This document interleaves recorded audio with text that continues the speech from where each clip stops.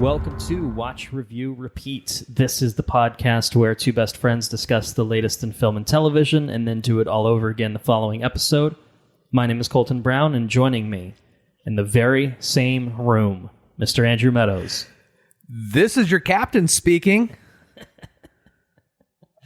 It's been a month and a half since I've seen the movie, so I can't remember the rest of the lines.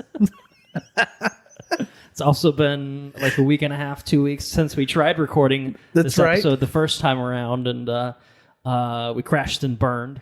One crash and burn. That was Maverick here. I crashed and burned pretty hard. Yeah, you can call me Goose.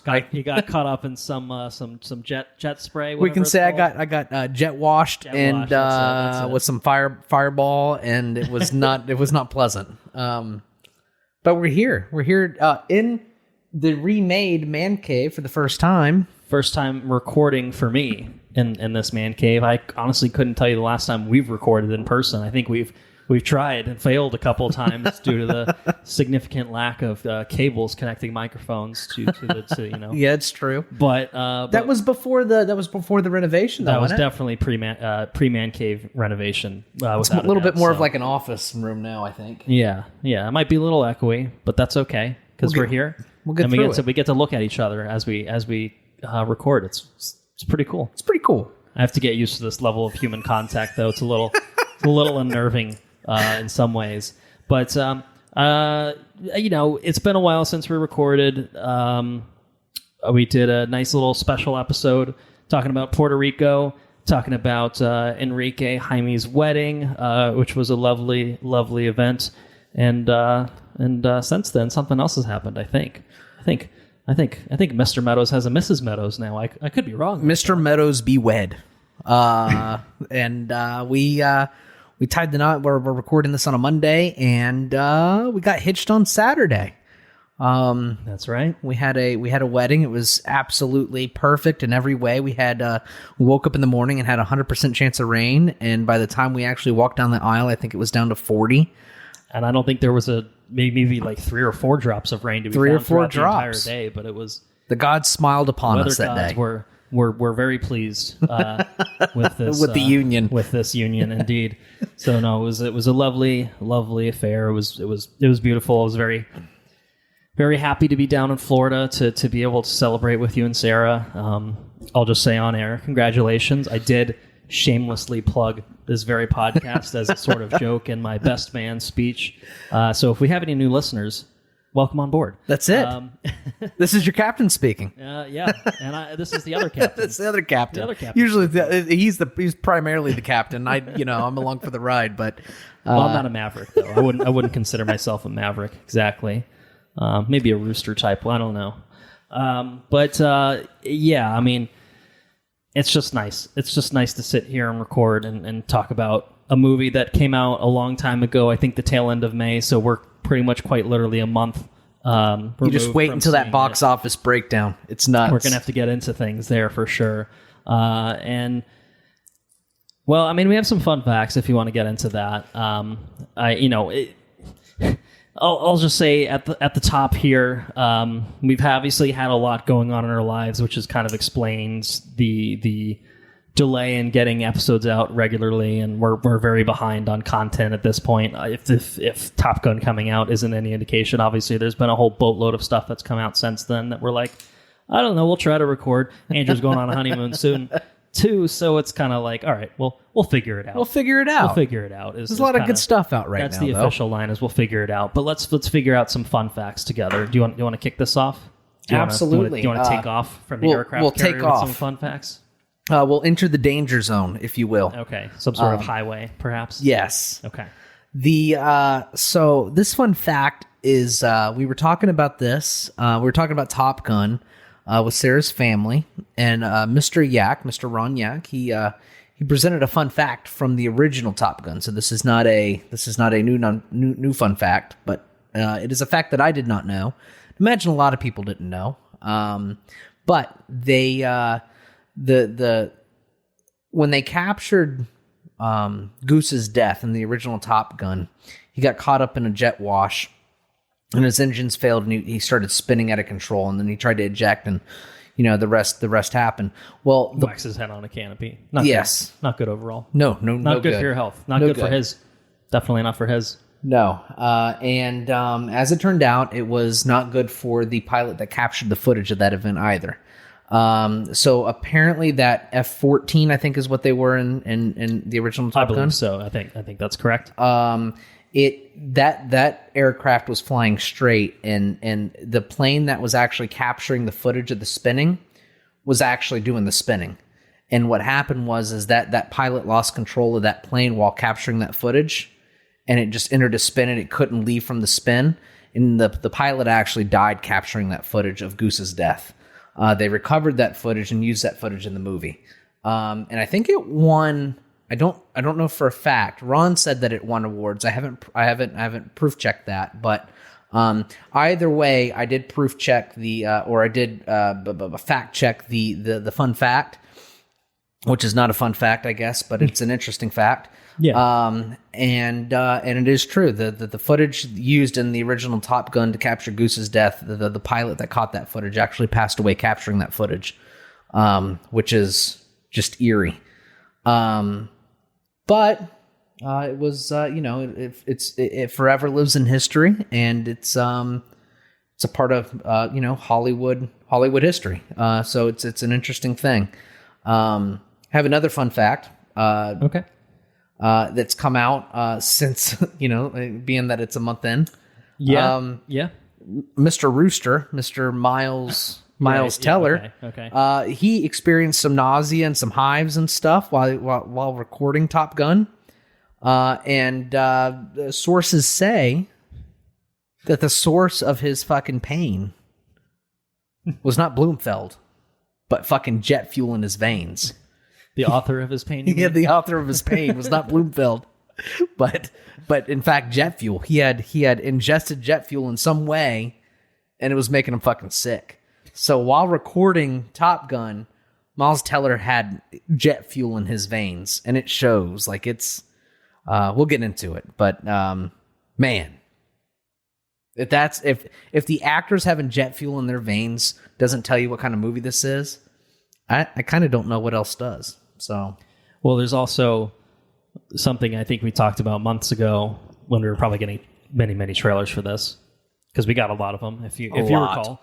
And then they stopped, but then they came back. Then they stopped and they came back after they delayed it like 17 years, whatever it was. But there was the featurette, showing like the Tom Cruise pilot training program or whatever, like, for actors of, I'm going to make you a fucking pilot. We're putting you in the fucking craft. Yeah.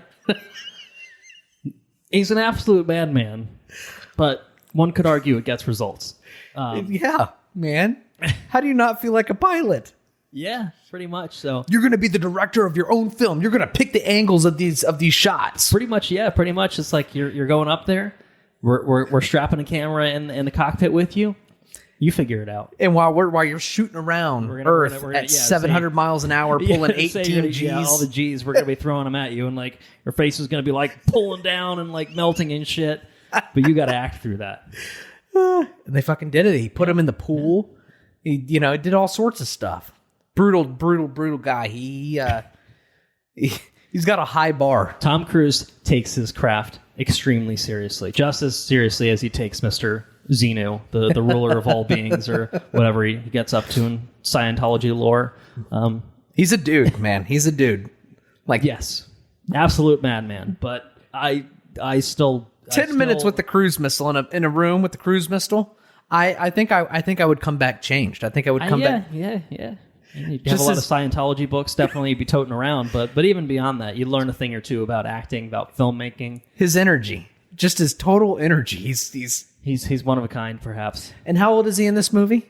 He's like 60 years old, isn't he? I mean, I don't know if he's quite supposed to be 60 in this movie. He's probably the person of Tom Cruise is. Yeah, he's older. He's older. He's older than 60? No. Well, how old is Tom Cruise actually? Yeah.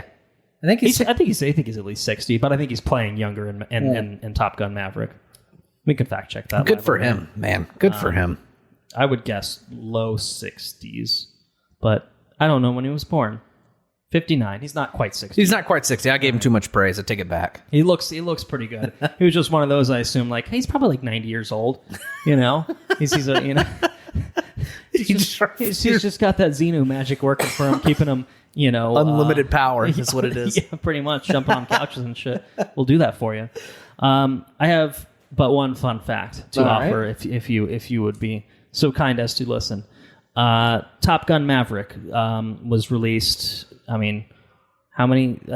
Set 36 years after its predecessor. I'm not sure if that matches up exactly in terms of when the first one was released to the second one, but we can say that it's roughly 3 to 4 decades between Top Gun and Top Gun Maverick. Top Gun 1 obviously featured a very prominent character by the call sign of Iceman, portrayed by one Val Kilmer, who makes a return of a sort in Top Gun Maverick. I won't spoil the exact nature of his return and the circumstances in which he comes back. But for those who are familiar with Val Kilmer, maybe you've seen a recent documentary that was on Amazon Prime called Val. He's been going through the ringer himself in terms of health concerns. Basically, throat cancer has basically rendered him unable to speak, quite literally, you know, physically unable to speak. It's really awful. I mean, but obviously as an actor, that's created a really, really noticeable impact on his acting career, which is probably why you haven't seen him in a lot recently. And so they kind of worked that into his character of Iceman in Top Gun Maverick. I guess that's a slight spoiler, but they kind of had to, I think, out of necessity. If they wanted to bring him back, they kind of had to integrate that into his performance. But one thing that they did, which I think was just really, really neat, is that because he was unable to speak, they kind of had to figure out, how do we make this character communicate? And for the most part, it's kind of nonverbal communication, but there is a kind of a pivotal moment where there is verbal communication. The way that they did that is they recreated Val Kilmer's speaking voice entirely through the use of artificial intelligence, which is both scary but also very cool. And it's nuts. You know, it's not like the Anthony Bourdain documentary. I don't know if you remember. No, I never watched it. Or something like that coming out a few years ago, where they basically used AI to recreate Anthony Bourdain's voice to have him like read letters and stuff that he had written, but it was like after he died. You know, so it was like not with his participation, obviously. So it was kind of just like, did it sound like him? Yeah, I mean, it was it's a good recreation, but It's kind of just a weird, unnerving thing of like, he's not here anymore. It's kind of it's a similar thing of the Tarkin. Tarkin, yeah, but all like the face replacement stuff. Yeah. I forget what the exact name is for the technology, but you know, it's just like how far can you take this? How far can you get away with taking certain likenesses with people who are deceased? And obviously Star Wars is a pretty good poster child of, yeah, let's recreate General Tarkin, let's recreate Leia. Yeah, right. You know, so obviously you've seen that in different forms, but you've never quite seen it like this. But I think importantly here, you had Val Kilmer basically saying like, let's do this. So basically they fed a bunch of footage of him talking into this AI, you know, and computations basically spit out a model where they were able to craft new dialogue that, you know, relies on this AI, and you know, and basically making it sound like his voice, and it's seamless. I mean, it's completely seamless. I think you would have no idea if you didn't know anything about the background going into the movie. If you don't know anything about what Val Kilmer has gone through, you just think, okay, they just took that character in that direction, and that's what it is. You know, it's very well done. And I think that it's nice here because it was basically him being like, I want consenting to it. Right? Yeah. Like I want this to happen. Like, you know, I have to imagine it's probably really emotional for someone like him to be able to hear his own voice, you know, and in a way that he himself is no longer able to physically render, you know? So do you think he leverages that? Is there, like, do you think that there's too much, like, processing to like for him to be able to now take that model of his voice and be able to just like put it in his phone and just like a text to speech kind of thing? Yeah. I don't know. I mean, I wonder if they could do something like that. I mean, I'm sure feel they like something can. like that, if it's on the fly, is probably not going to be as pristine or as cleaned up. But close. But I feel like there could be We're something here like now, that. you know? And I feel like it's probably one of those things like, obviously not everyone would have the access to do something like that, but something like this is already there. Like, they already did it. So I would be curious to know if they could do that, like as like a real It'd change people's lives if you didn't have a voice and you can get your voice back. That'd be very cool. It feels like if the technology is there, there's a way to do it. So, yeah, I don't know. That's an interesting question. I would be curious about that myself, but I don't know anything to answer the question specifically. But I just thought it was really interesting and impressive how they managed to integrate his voice back into this project, and I enjoyed the kind of the integration, the role that they carved out for Iceman. I thought was a very touching and nice inclusion overall. So I guess that might be enough Top Gun for now. Perhaps we should steer our attention towards other things like news that we technically talked about once upon a time, but lost the recording of, and it's no big deal. It's no big deal. But we're here, and we're going to talk about things, a lot of things which are catching up on things from also probably over a month ago at this point. I think our hope is that we can record a few episodes to the point where we're pretty close to catching up on news. We'll fall behind again when Andrew leaves for his honeymoon. I guess I won't hold it against him or whatever. But we'll try to catch up on as much as we possibly can, and we'll see where we get. We'll see where we get. There's only so much we can do, is what I'll say, and I'm not gonna beat myself up over not being able to get to everything that we want to or whatever. So we'll stick with what we have here, and we start.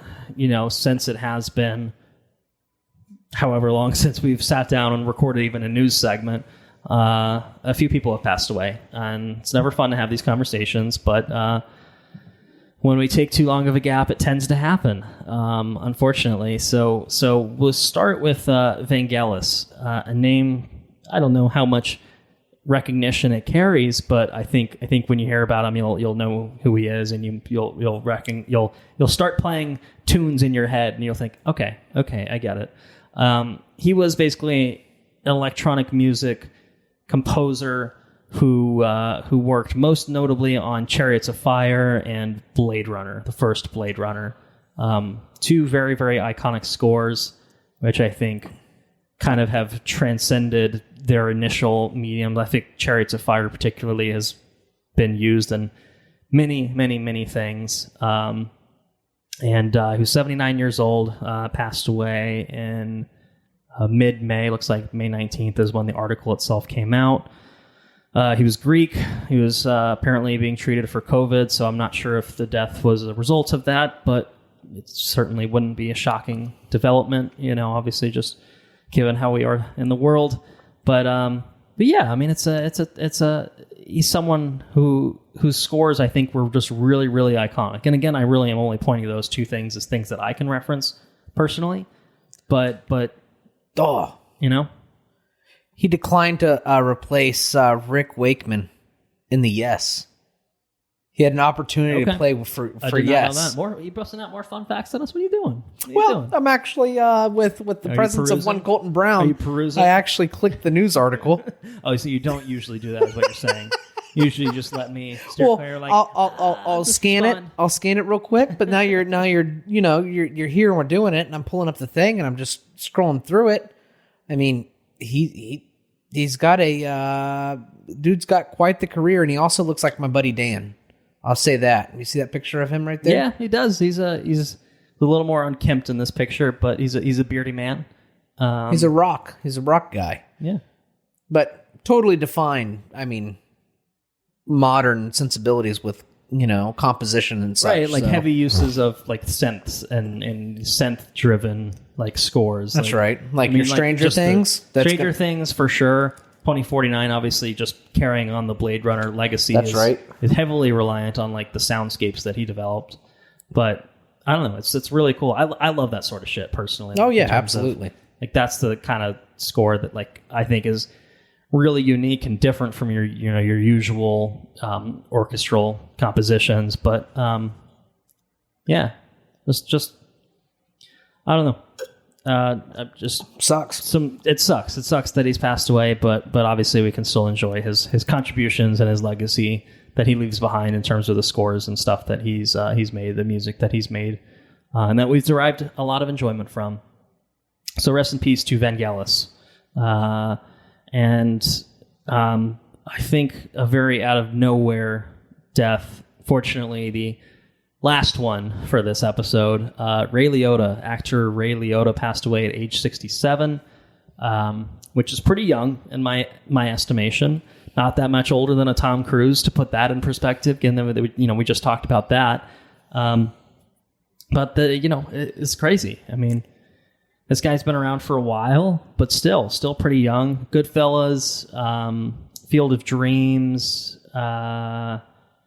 Marriage Story pretty recently. If anyone saw that, he was pretty good in that, eating up some screen, chewing up some scenery.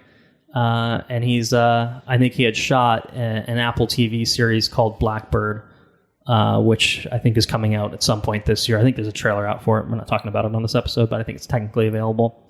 But yeah, I mean, it was a pretty big loss. A very recognizable actor, for sure. And a very kind of out of nowhere death. To kind of put it pretty bluntly. So, yeah. You have anything to say? No, I mean, he's super recognizable. I think I've seen a good chunk of his movies. I always enjoyed him on screen. But Tommy Vercetti. And oh yeah, that's right. Fucking Grand Theft Auto Vice City. Of course, classic. We spent many an hours, I think. Goodfellas is an absolute classic. Yeah, of course. That one's excellent. Field of Dreams. I used to not be a big baseball guy, but we all know Field of Dreams. That one's it's a quintessential American movie. It's a classic baseball film. So yeah. There was one other one while I was scrolling through here. I was like, yeah, he was in that. Oh, he was in Smokin' Aces, which I enjoyed me some Smokin' Aces once upon a time. You see his face, you instantly recognize who he is. Like you say, it came out. I mean, like most, a lot of them do. Most of them you can't predict, right? You don't want to predict them, but certainly something like this, you just never really expect it until you see the headline. And you're like, what? You mean what?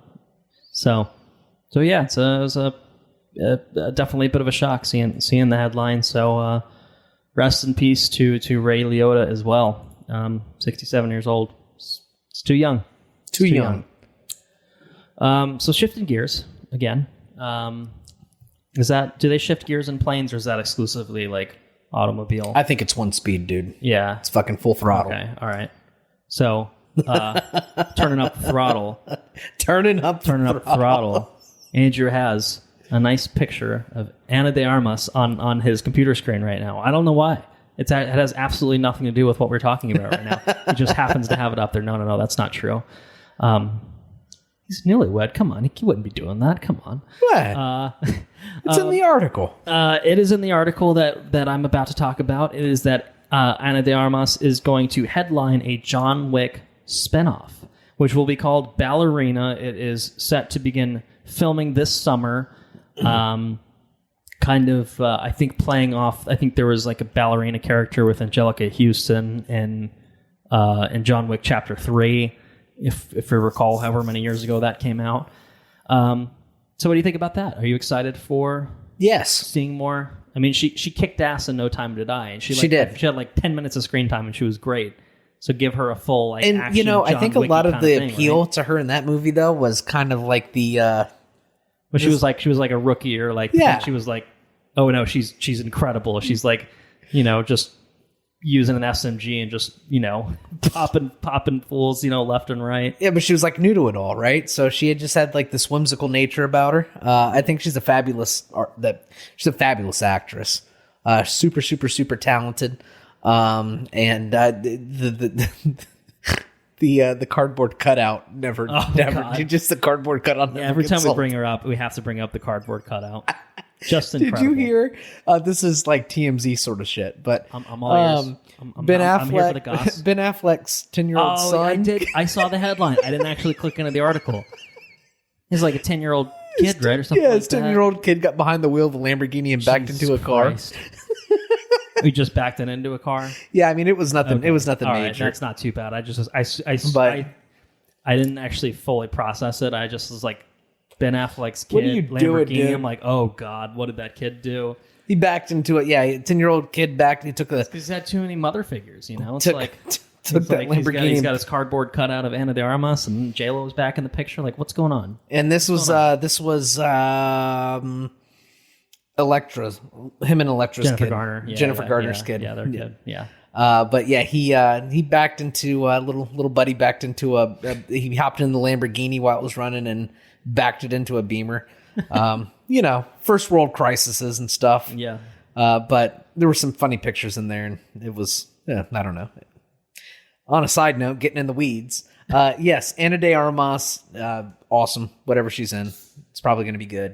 Did you ever watch that movie she was in with Ben Affleck? With Ben Affleck? Yeah. I think this is the one, if I'm not mistaken, I think it's how they started dating. Like, they met each other on the set, and then that led into the cardboard cutout, and then obviously the deterioration of the relationship led to the cardboard cutout being placed into the garbage bin, if I'm not mistaken.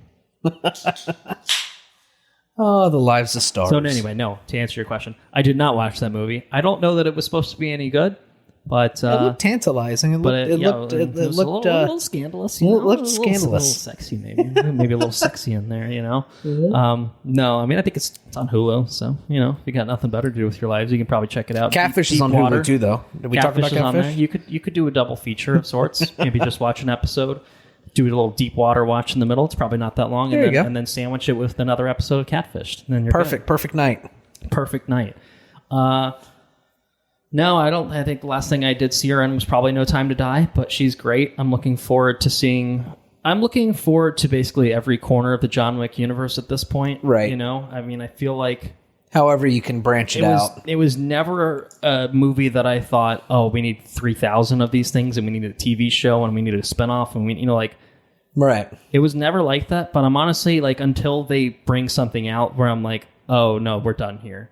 You know what I mean? I'm kind of just like, all right, you It's know, such an interesting universe. like, let's not let the wheels fall off this thing. But yeah, the first one had enough like weird kind of lore set within it that it's just like, okay, this isn't just like he's an assassin in a regular world. It's like, no, there's like this whole fucking, you know, Assassin underbelly of assassins in the world, and it was cool, and the Continental or whatever. So Yeah. so I'm down with that. I'm excited for John Wick 4 coming out sometime next year, I think. I don't remember the exact date on it.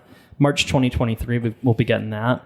And then we'll be getting Ballerina, which she's a ballerina, so she's good on her toes, and she also is good at killing people. Okay. Yeah. That's fine. So She's a Black Widow. She's Black Widow pretty much. Yeah, more or less. Yeah. More or less. Maybe it'll be better than Black Widow, the actual Black Widow movie, which, to be fair, I enjoyed. I think, But I don't think more it would than you take did. leaps and bounds to outdo But it. they could. I think that if you just make it in a John Wicky style, it's already a very stylistically different film. Right, absolutely. Right? You know, Yeah. probably more what we were expecting absolutely. than what we actually got, which is you know, hey. So anyway, Best news of the I think best news of the episode here is coming up next. Is coming up next, I think. All right. Well, should I do it? Should I do it with a voice? Yes. yes, you should. All right.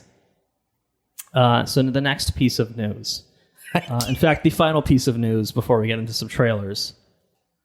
Hello there. My name is Christopher Walken, and I was approached by this director named Denis Villeneuve. And he said, Mr. Walken, I just put out this movie. I hope you didn't watch it in your bathtub on your phone.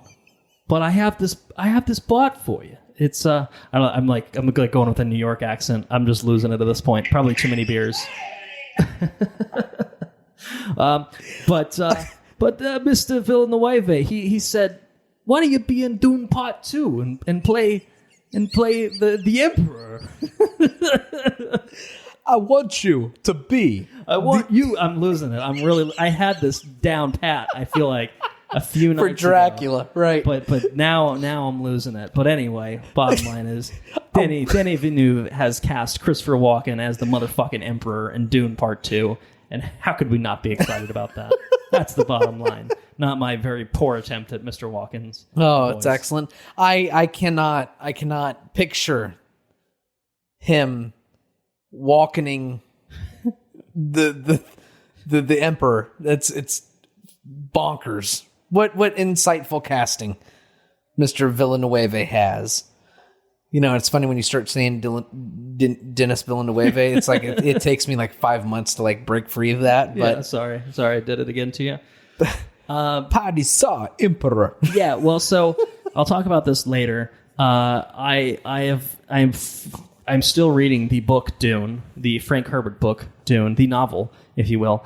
And from what I've read thus far, there's really not a lot of the Emperor himself like doing shit. It's just like passages about and like this is what my dad, the Emperor, thinks about shit and how he feels about this family and whatnot. So I don't really have like a good sense of his personality and like what he's like. Well, that's like part 3. But I can guarantee that I would not have imagined Christopher Walken in any of those scenarios. I just don't think he would have come top of mind. But here we are. Like it might be like a one-liner, like what are you doing? Like just like one thing. Who is this Paul Atreides, and why are these sand people worship? The audacity of the Fremen to follow the Muad'Dib. They're probably joking around with his voice one night, and they're like, "We just need fucking Christopher Walken." Let's just do it. Let's commit to the bit and just fucking let's call him up. Let's call him up and see what happens. We'll be gold. We'll get him to come in for it.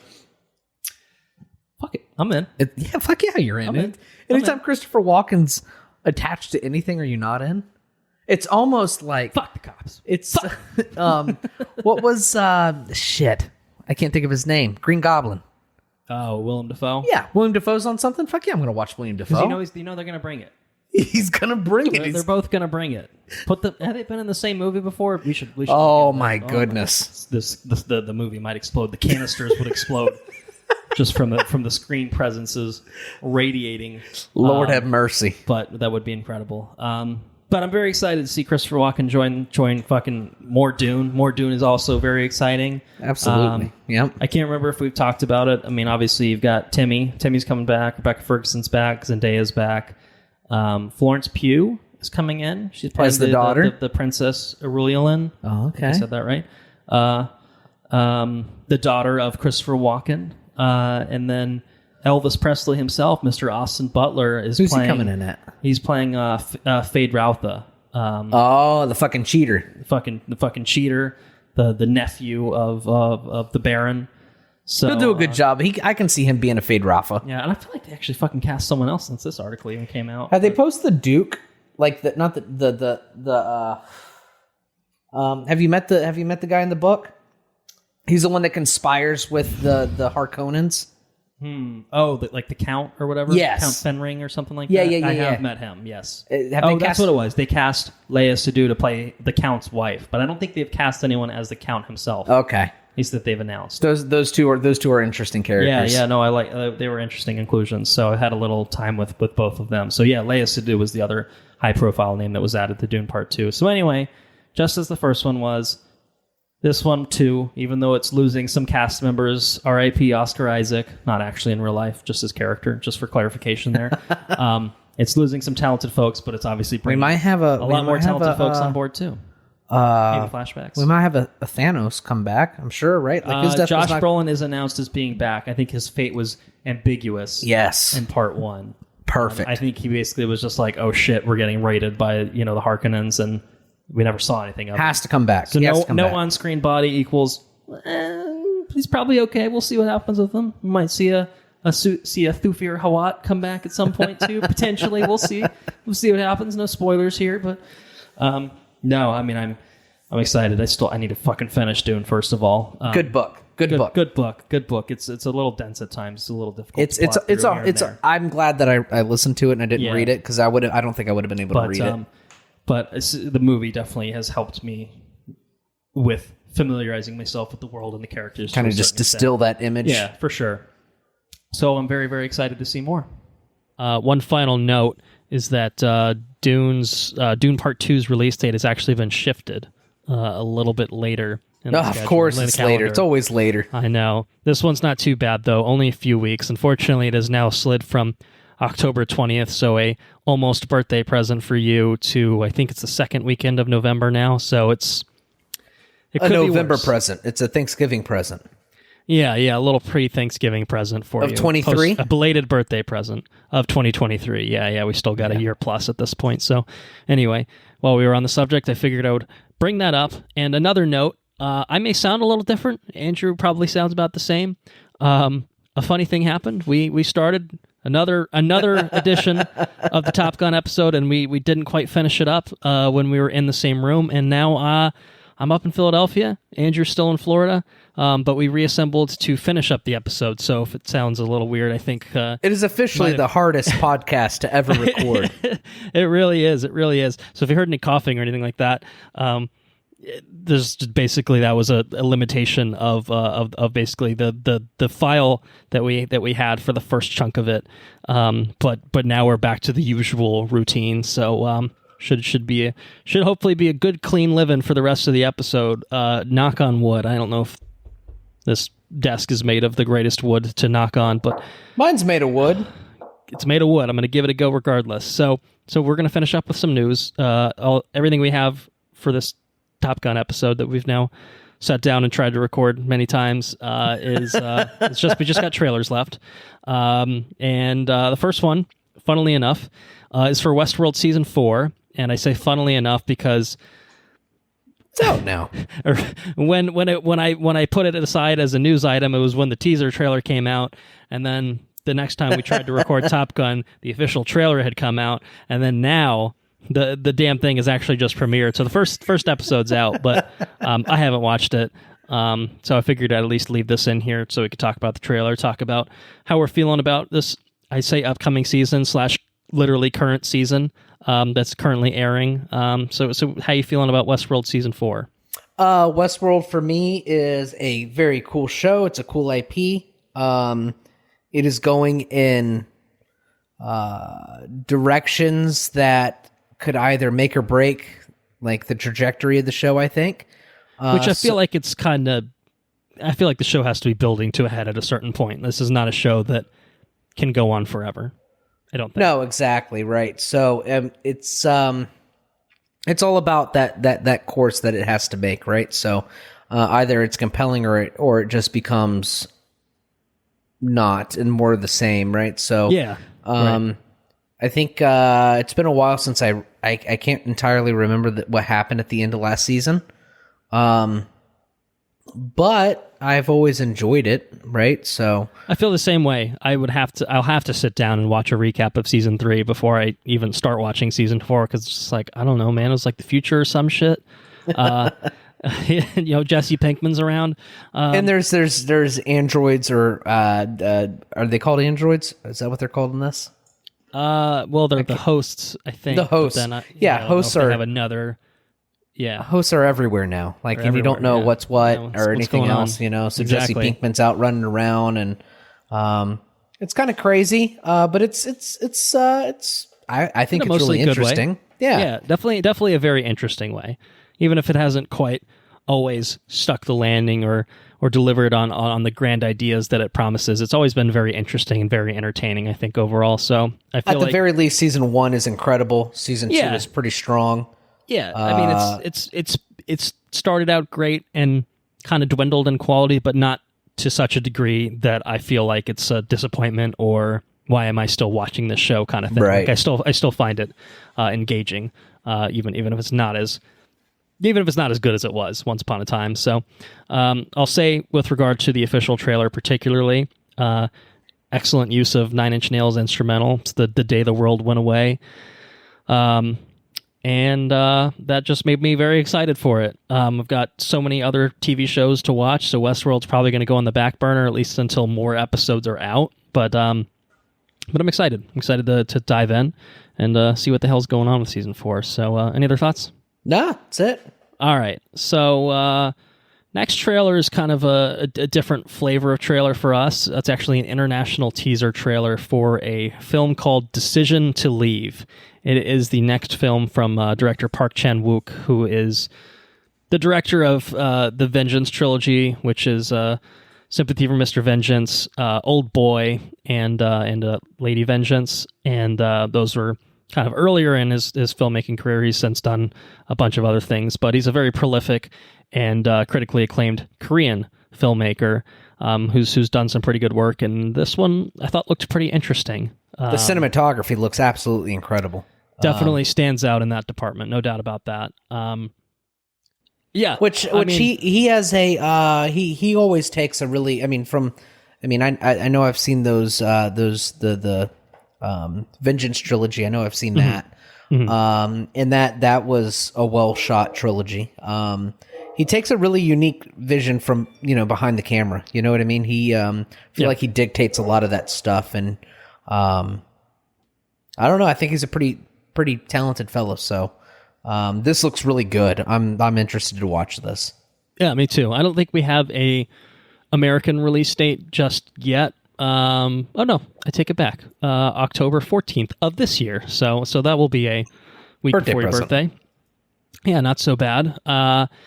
And just I don't think the trailer really conveys the plot, but I'll just throw it out there. It's about a detective who falls for a mysterious widow after she becomes the prime suspect in his latest murder investigation. So I don't know. Sounds interesting. Looks like it's well shot. And Korean cinema, man, it's fucking good.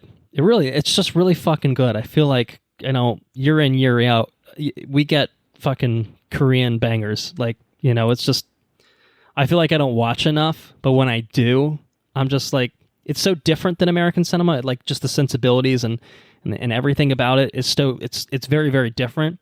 Oh, he produced Snowpiercer, by the way. That's right. Yeah. Which was, also I think at least a Korean co-production, from Bong Joon-ho directed that. So, Bong films are fucking incredible. So just a good example of good Korean cinema is awesome. I really do truly feel like it is. It's like a more artistic Hollywood in a way. Yeah, I know. I think it's definitely more artistic, and it seems like they maybe there are shitty Korean films out there, and I just don't see them. I don't know, but the ones I've seen, I mean, have not missed for me at all. So I'm looking forward to this one. Absolutely. Looks good. It looks up my alley in terms of the way that it's shot, the actual plot itself. I don't know. Seems very interesting. So October, it's coming out. Oh, it's literally out in South Korea and getting pretty good reviews. So there you go. Little sizzle for you there. All right, the second to last trailer kind of ties in thematically. Actually, both of these last trailers that we're going to talk about tie in pretty thematically with Top Gun Maverick. The next one's called Spiderhead. It's actually out on Netflix now. It's been out for a couple weeks on Netflix. The reviews are out. They're mixed. Okay, whatever. But it is from director Joseph Kosinski, who directed Top Gun Maverick. So he's had two films come out within a couple months of each other. Probably less than a month. This one's got a pretty stellar cast too, yeah? Pretty stellar cast. It's got Chris Hemsworth sporting a jarring American accent, and Miles Teller. Some cool glasses. Also recurring. Oh, yeah. Yeah, Hemsworth, he's got some glasses. Miles Teller, also in Top Gun Maverick, is here as well, playing a pretty major character, it seems, along with Journey Smollett. I think those are probably the three biggest names in it. It's based off of a short story, I think, that was published in the New Yorker magazine. And, Chris Hemsworth seems to be playing a fucking, sociopathic, I don't know, like warden of some sort, who's just experimenting on people, drugs and shit. So, but it looks, apparently it's not amazing, but I don't know. I thought it looked interesting. I thought it looked interesting too. I mean, it's, it's on Netflix, so it's what the was bar that? is. What was that movie with Ewan McGregor? Where they were clones. Is it The Island? Is that the Michael Bay one? Scarlett Johansson was in that one, right? I think it was Ewan McGregor. I think you're right. I think I have not seen that film in many years. And I think I kind of forgot that was him. And I think that it did not receive the best reviews, but I thought it was thought provoking, and I thought it was cool. I like the clinical trial kind of setting for movies, and then you have somebody that's like the morals of the person like leading the charge is they're questionable at best. I think it's almost like having a setting that just has the use of one person. I think I put those kind of movies in the same kind of like what's the one that came out on Netflix with shit. It was we're playing a game of name that film. It was the guy. I want to say the director Netflix. It was Netflix, and it had Jonah in it. Jonah, what's his face? Jonah Hill. Oh, Maniac. We're talking about Yes. That's another cool one. Yeah, kind of similar kind of thing. Yeah, I take it. I think it's a really cool. It's kind of like light sci-fi. You know what I mean? It's you have these drugs that do these things, and these people are taking them, and things happen. Or like in The Fountain, like these people that are in this trial or whatever, they happen to be clones, and I don't know. I think it's a whole vibe, and I think that particular vibe is pretty cool. Yeah, I agree. I mean, for me, the bar especially with Netflix films is I don't expect a whole lot. It's just, is it going to be worth me sitting there for 2-ish hours? This one's actually under 2 looking at it. So is it worth 107 minutes of my life? I got an 8-hour flight coming up, so yeah, might want to download some things before you hop on that plane.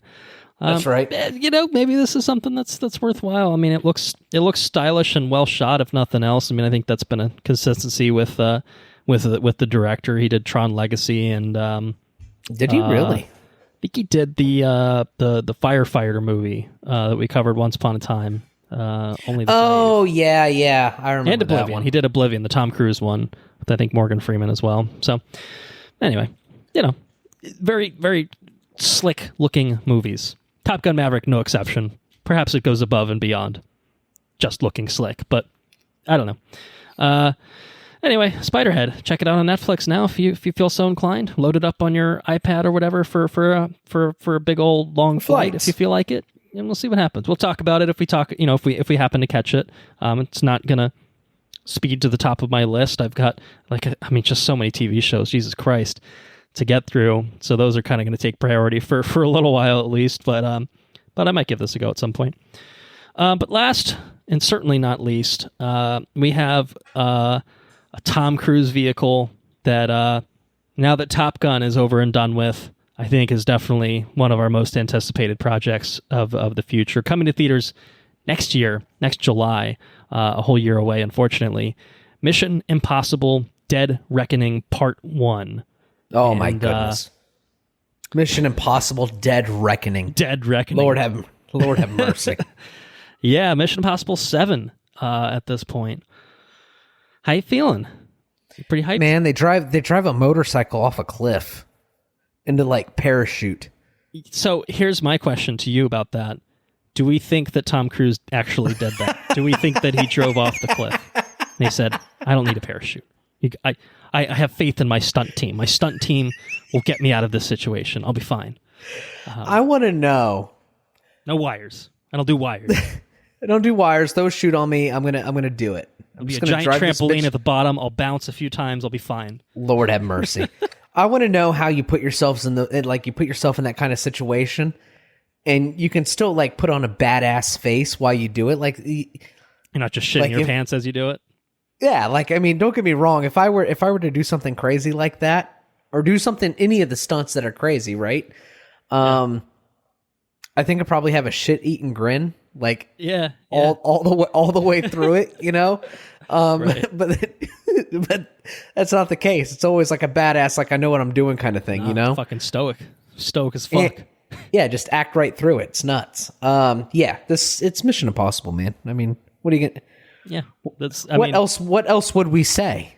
I didn't need anything to sell me, but I'm still excited by what I saw. So it's like almost like, well, my hype is already at an all-time high because because I just have loved the recent entries so much that I really don't need convincing. So it's only if you present something to me that lowers my expectations that I would feel like, oh, okay. But this one did not do that. It kept expectations at their plateau. I'm very excited to see the new cast members. Haley Atwell seems to have a pretty prominent role. Pom Klementieff, Mantis from the Guardians films, is in this. She looks like she's playing someone who's going to, beat the fuck out of some people, which is great. They brought Kittredge back. Kittredge from the first Mission Impossible is back. That's incredible. Leggy Bay, other bays, the other bays that, were in these movies. They're around. I'm on and fucking Tom Cruise. The cruise missile always brings it. He always brings it because that's who he is. He's crazy. We'll obviously be talking about that very, very shortly. But he always brings it with Ethan Hunt. And I think especially these recent ones with Chris McQuarrie writing and directing have just been exhilarating and just really, really, really awesome. So I'm very excited for this. Wish we didn't have to wait so long. Thanks, Paramount, for fucking delaying every goddamn movie in existence. We could have had Top Gun like 7 years ago if they hadn't delayed it. And could have been on Mission Impossible 9 or 10 at this point. I mean, yeah, I know there was a pandemic or whatever that threw things out of whack, but those are just excuses, obviously. No. I'm looking forward to it. July 2023, Mission Impossible: Dead Reckoning, Part 1. Dead Reckoning, the title. I had to say it one more time for the full effect. All right, you ready to talk about it at long goddamn last? Top Gun Maverick? Oh my goodness. Let's talk about it. Do you remember it? You saw it a little while ago, I think. It's been a few weeks, right? Yeah, I think it's been almost a month. But perhaps it's a movie that's memorable enough that you'll still have a few things to say about it. We'll see. Yeah. We'll see. I think so. Let me set things up, and then we'll get into that fucking box office breakdown, because we got lots of things to talk about there. Top Gun Maverick, it's still hanging out in theaters. Unfortunately, I'm sure it is no longer available to watch in your Dolby Cinemas and IMAXs or anything like that. And that is a travesty. Hopefully people did get a chance to watch it in a large screen format. It's definitely a film deserving of that. It is written by Aaron Kruger, Eric Warren Singer, and Christopher McQuarrie. Just mentioned that name in connection with Mission Impossible. Directed by Joseph Kosinski. Wouldn't you know? Mentioned that name recently too. Stars Tom Cruise, Miles Teller, Jennifer Connelly, John Hamm, Glenn Powell, Lewis Pullman, Ed Harris, and Val Kilmer.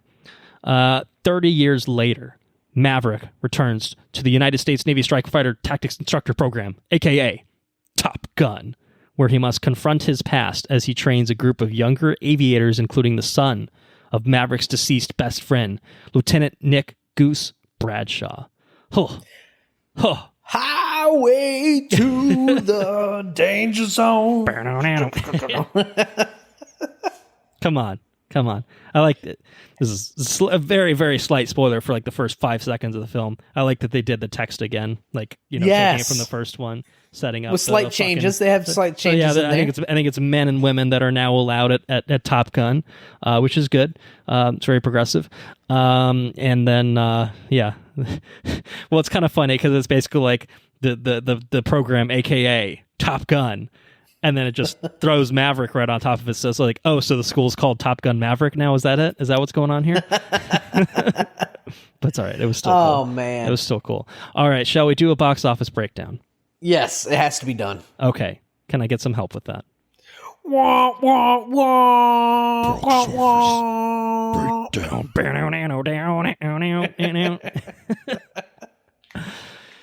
Oh, man. Top Gun is owning the world right now. I mean, raking in the dough.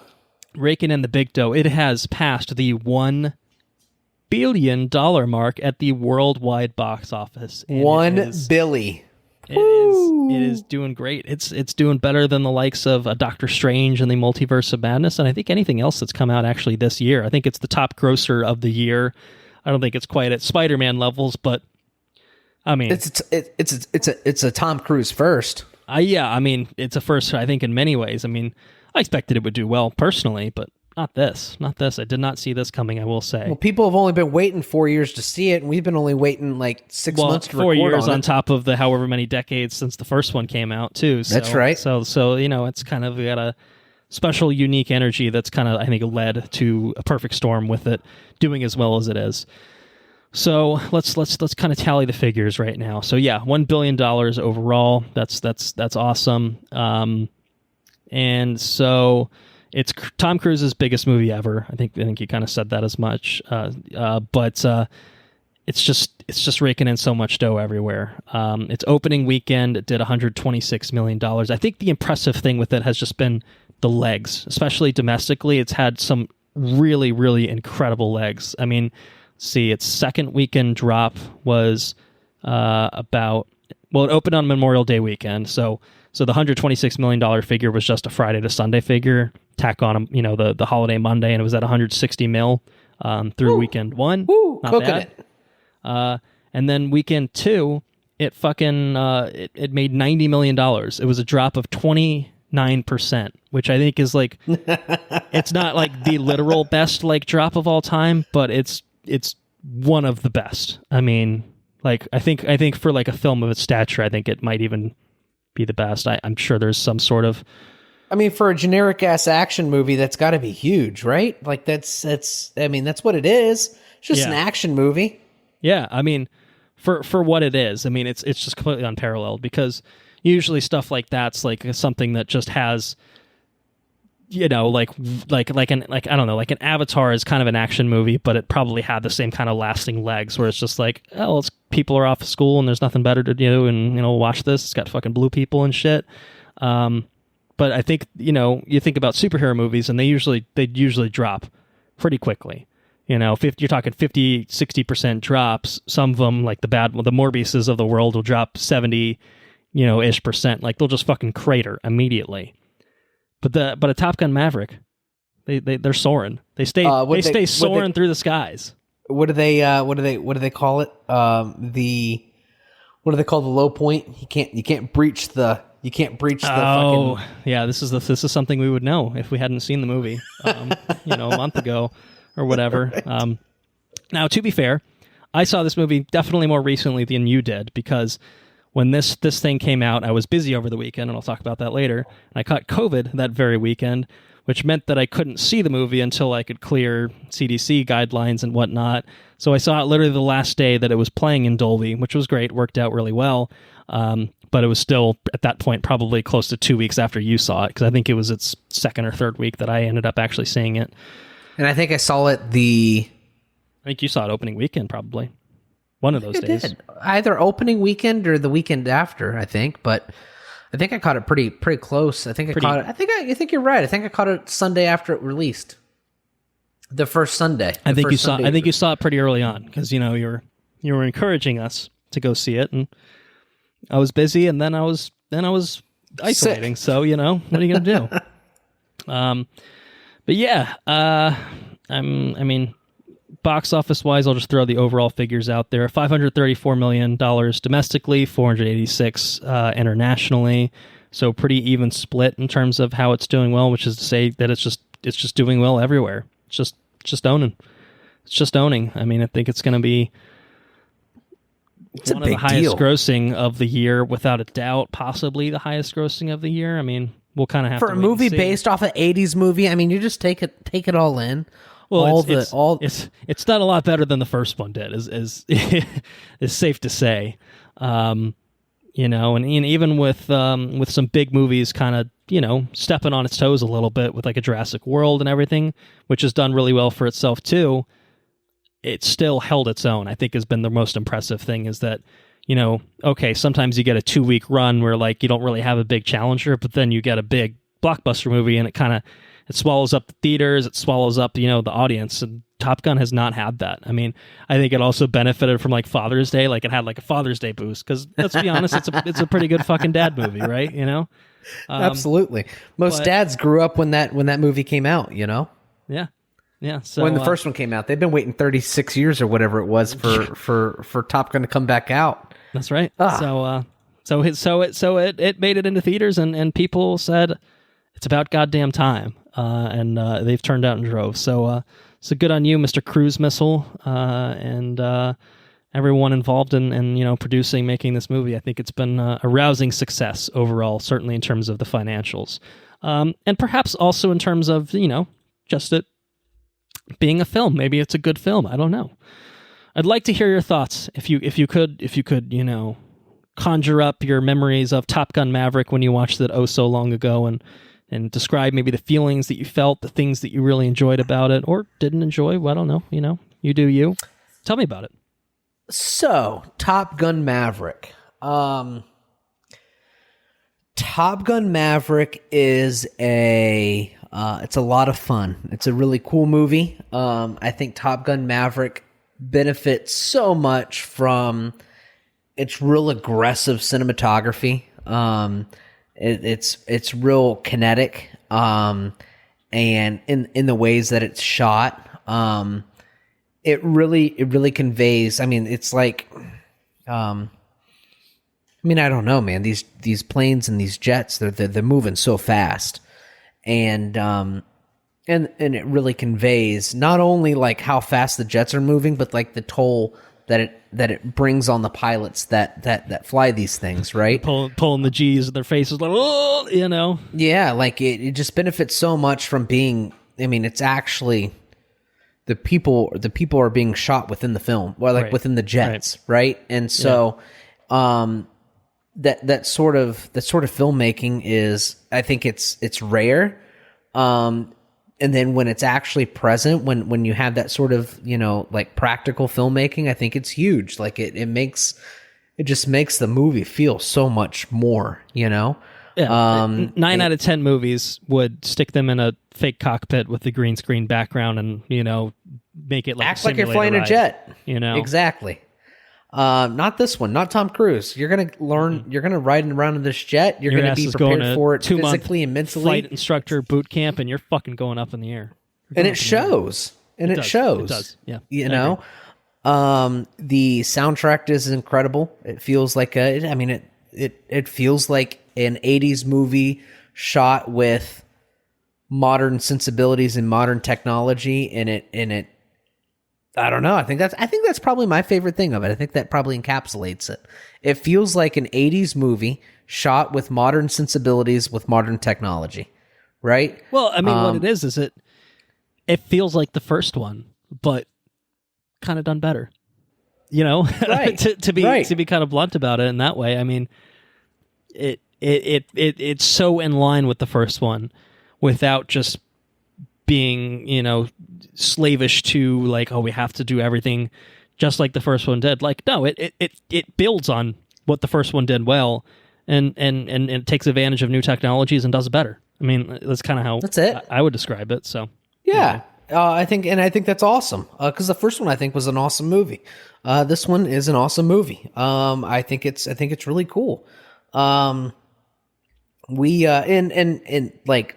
To build on what you were just saying there, Sarah's dad, and we went and saw it with Sarah's dad, and, he's like, oh, if you've seen the first one, you've seen the second one. You know what I mean? And I mean, yeah, they're a little bit different, but this one's just so cool. And I think it definitely benefits from being seen in the biggest, loudest format possible. And I think that time has since passed, which is unfortunately. Right, with the amount of money that it's made, I'd say there's a decent chance that people listening to this aren't looking for should I go or not, so much as, okay, did they like it too or not? Like I think that's maybe the bigger question at hand is, all right, do they agree with me or not? And I mean, if you haven't seen it, I mean, we'll get to it in recommendation, but you can probably guess where we're going to go with that. But I think it's I just the soundtrack's cool, the score's cool. The acting's like, the acting's pretty good. I didn't have the acting's fine. There are certain parts that feel like Mission Impossible. I think Yes. Probably Anna said that. I think at one point. There are some Mission Impossible moments. There's a very distinct pivot at one point during the movie where it switches from a real true Top Gun sequel to, oh no, this is a little Mission Impossible diversion, and I honestly don't hate it, but it is. No, it's totally fun. I like Top Gun. I like Mission Impossible. It's totally fun. I didn't see it coming. We'll get into that in spoilers to kind of flesh that thought out. But yes, very much so. It definitely it shifts around a little bit. I think more so than the first one did in terms of playing with genre overall. But Yeah.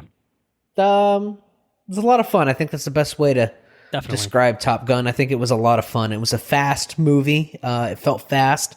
It was shot so incredibly well. Like, I can't, like, hats off to the cinematographer and how they captured the footage and just like the whole direction of how they chose to shoot this movie. Because I imagine it took work. Oh, absolutely. I mean, every film takes work, but this one is probably leaps and bounds. Just all of the flying and everything, just trying to unravel, the mess of hours and hours of footage that you shot and figuring out, all right, what the fuck do we do with this to put this in a cohesive package? And not only a cohesive package, but like an entertaining and easy to follow package. Like, that was a hell of a it was really interesting. On that note, I can't remember who said it or what, because I mean, I read it like around the time I wanted to come into this podcast super prepared. 3 years ago. Right, exactly. At a certain point, they were talking about how they wanted to shoot this movie, and these jets, when they fly around, they shoot at each other when they dogfight. Yeah. Dogfights, a true dogfight hasn't happened in like close to like, I think 10 years, I think is what I read. It was either 10 or 20 years. It doesn't happen anymore. And when I was reading about it, they were like, what, like if a dogfight were to happen, they would happen miles apart. Like, because they move so fast, right? They're chasing each other. They're moving, 900 miles an hour, 800 miles an hour. And so what would happen is the planes themselves would be so far apart that it would feel like a documentary if you were to try to shoot it the way that a dogfight would actually happen. Mm-hmm.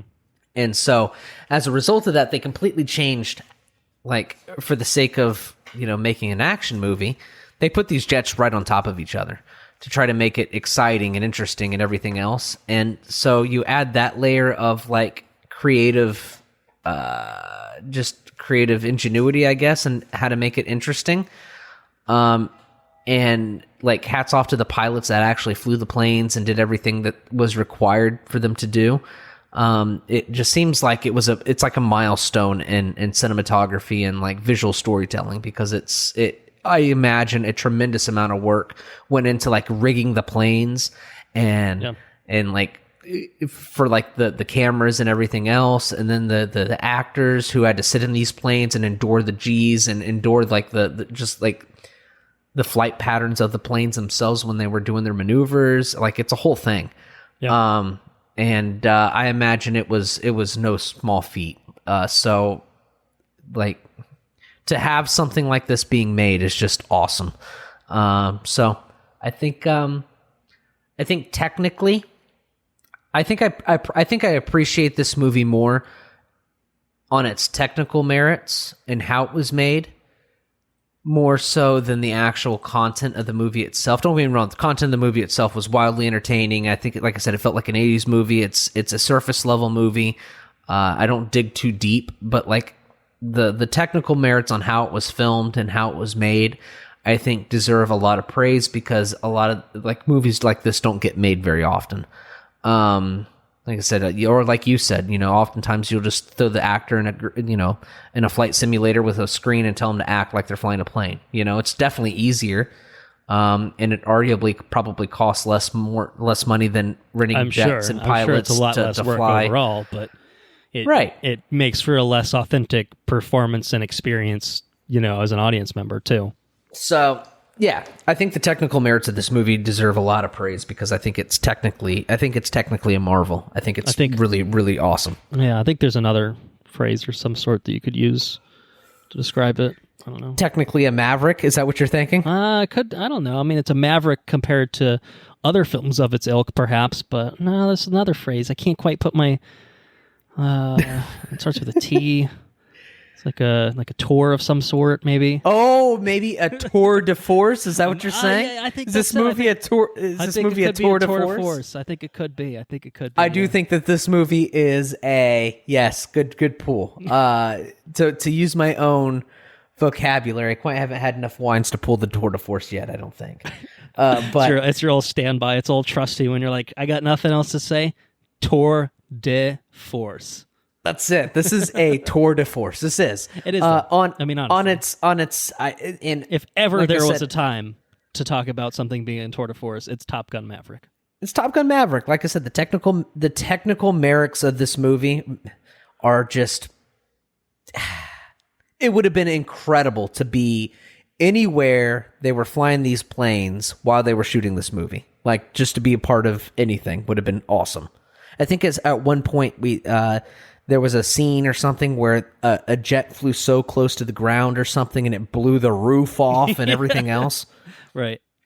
Yeah, that's what I'd be a part of that project in a heartbeat. That sounds incredible, So it's cool. It's cool. What do you think about it? I think I honestly think it might be like the perfect blockbuster. I mean, maybe it's not a perfect film in every single way, but it is a thrill ride from beginning to end. And even when it's not up in the air, it's really snappy and fast paced and keeps you hooked with like an interesting set of premises and fun characters who are just fun to be around and watch and enjoy. I mean, I walked in with the heaping amount of praise that had been, thrown toward it from the reviews, from hearing it from you and others as well, so that by the time I finally did get in, I was like, all right, I'm excited for this. I'm very excited for this, but my expectations are pretty fucking high right now. And I won't say that it necessarily blew my expectations out of the water, but it definitely still surpassed them because they were high. They were high. I was just so enthralled, I think, with the whole film. I mean, it was one of those things. I felt giddy the whole time. You're describing yourself as you're filming stunt sequences on a Mission Impossible. That was me watching this whole fucking film. It was just this goofy grin on my face as everything is going down in this film. It's just so much joy and thrill to all of it that I cannot recommend it enough. Sorry, I guess I'm skipping ahead a little bit there, but I think, without a doubt, I mean, one of the most technically well-crafted films that you're going to see this year alone. Probably, people have compared it to a Mad Max Fury Road in terms of it being that technical marvel, that technical tour de force, and I think it's a valid comparison. I mean, extremely, extremely different films, but same caliber of filmmaking, I think, that you can see on display in a very, very different way at the same time. But I think it's going to be lumped into the conversation of some of the best like action films of all time because I don't think this is a film. I saw it once, to be fair. I pre-ordered it. I pre-ordered the Steelbook in 4K because I'm like, oh fuck yeah, I need that as soon as I can. I don't think this is a film that's going to get super old on rewatches. I think because it's really well put together. I think because the pacing it never really dragged for me at any point. I was always kind of interested, whether it was the in-between stuff or not. And it's not a heavy film either. Like you said, it's a blockbuster movie, right? Like, yeah, but just like the really just one of the best renditions of that you could ask for. I think maybe this is a hot take. I think the first Top Gun is fine. I don't think it's an amazing film. I think it's fine. I think it's held back by technological limitations of the time.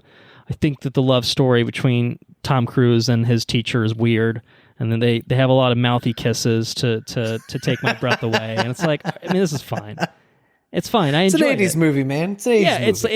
It's an 80s movie, and this one has the same feel without feeling aged. You know what I mean? Or dated. Dated's probably the better word for it. Like there's some stuff in Top Gun that definitely holds up, but like, not to spoil, a big plot point of Top Gun 1, the first one, but like Goose's death, I had no idea what the fuck happened. The way it was shot is completely unclear. It makes no real sense in terms of like knowing what the hell happened until you're just like, oh, he's just dead. Oh, okay. Everything in this is shot with like crystal clear clarity. You know where every fucking plane is at any given time.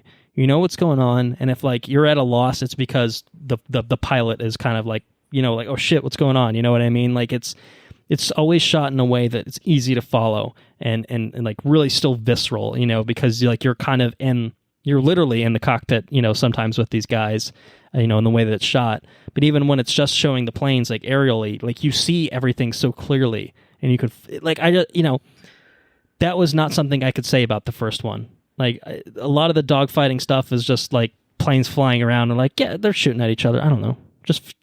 We just added some sound effects. It's good enough, man. This one it felt so much more well realized, and I think it was just one of those things of, well, we made it 30 plus years later. Yeah, it should be. So they did do that, is I think kind of something that I definitely think is worth highlighting for me. One thing that they did that I just remembered, they pulled from one movie in particular. I mean, I can't, it's a good movie to pull from, don't get me wrong, but it might be one of my, it's up there in films to pull from. But they pull from other inspirations, I think, pretty heavily. Okay. And I think that they, kind of makes the story feel a little bit more, makes it feel a little bit more generic and cookie cutter. But then when you combined it with just like the visceral nature of the jets and flying how they fly and the pilots and everything else, it makes it wildly more interesting. And this movie, I think, is one of those movies that is just completely elevated into a completely different. I mean, it just pushes it to a whole nother level when it's shot the way it's shot.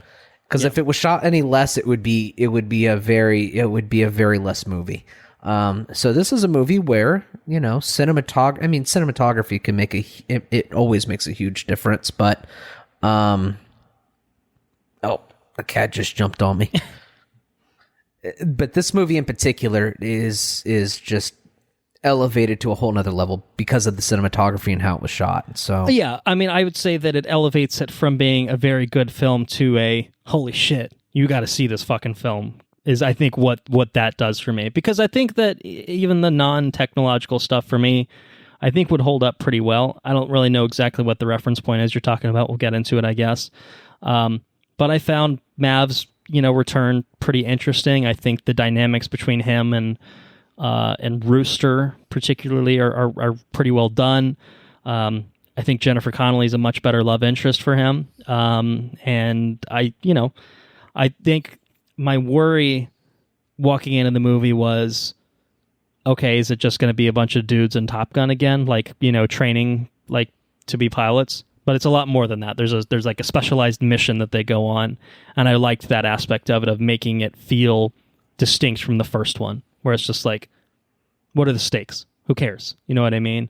The first one does kind of have stakes eventually in a sort of way, but it's really not the focus of that film. Whereas here, it's basically like, if you don't do this perfectly, things aren't going to, things are fucked. Like, basically, you're going to die or the mission's going to fail, So I think everybody in this movie is a Top Gun graduate. I don't know if that's a spoiler or not. Right. So it's like, we're going to pull... I didn't know we're that going to pull all the though, Top you know Guns. What I mean?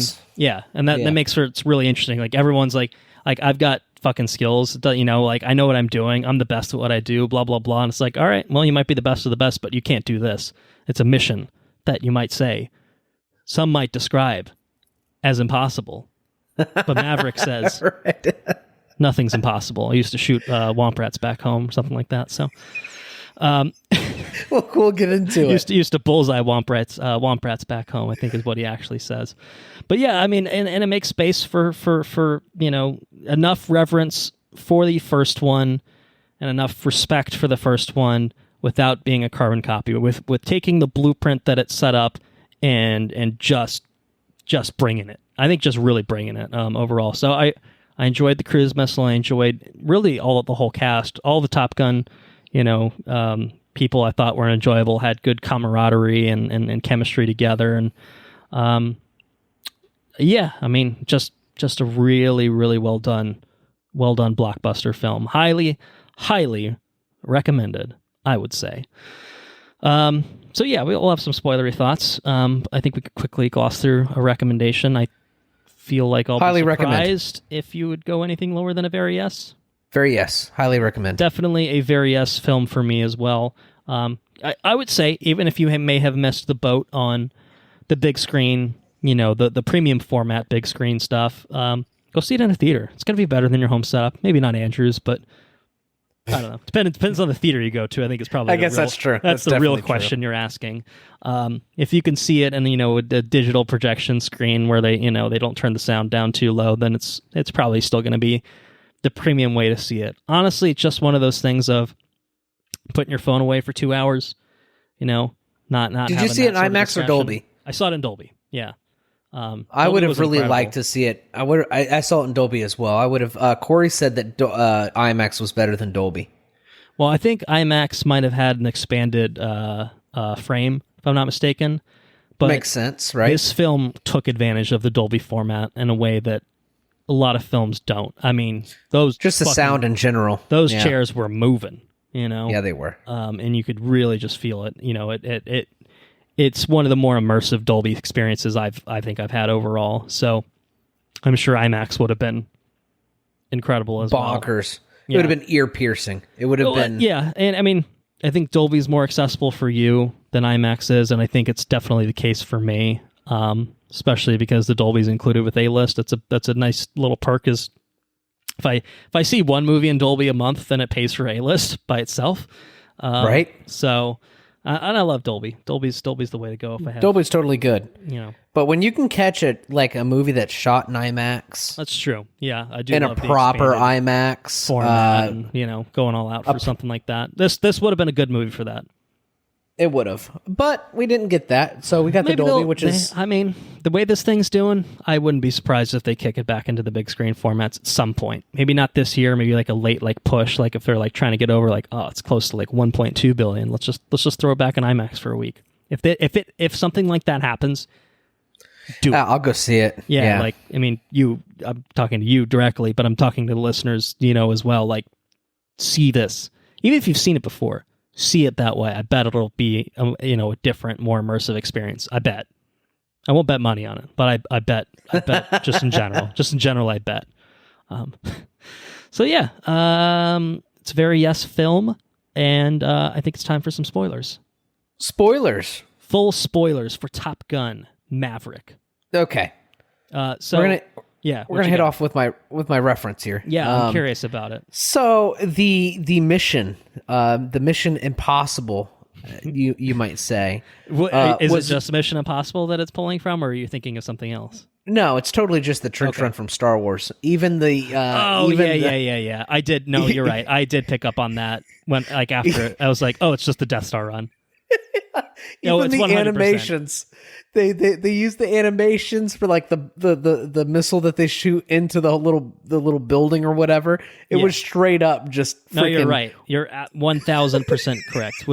And I actually had kind of forgotten how close it was. It made me. I was laughing in the movie theater when they were going over the mission and stuff with the people. All right, this is what we have to do. You only have you have 2 missiles, and you won't have radar because you're gonna be flying so close. And you gotta file your proton torpedoes. I mean your missiles into the exhaust port. And it was literally like an exhaust port for like a nuclear reactor or some shit. Right. So it was.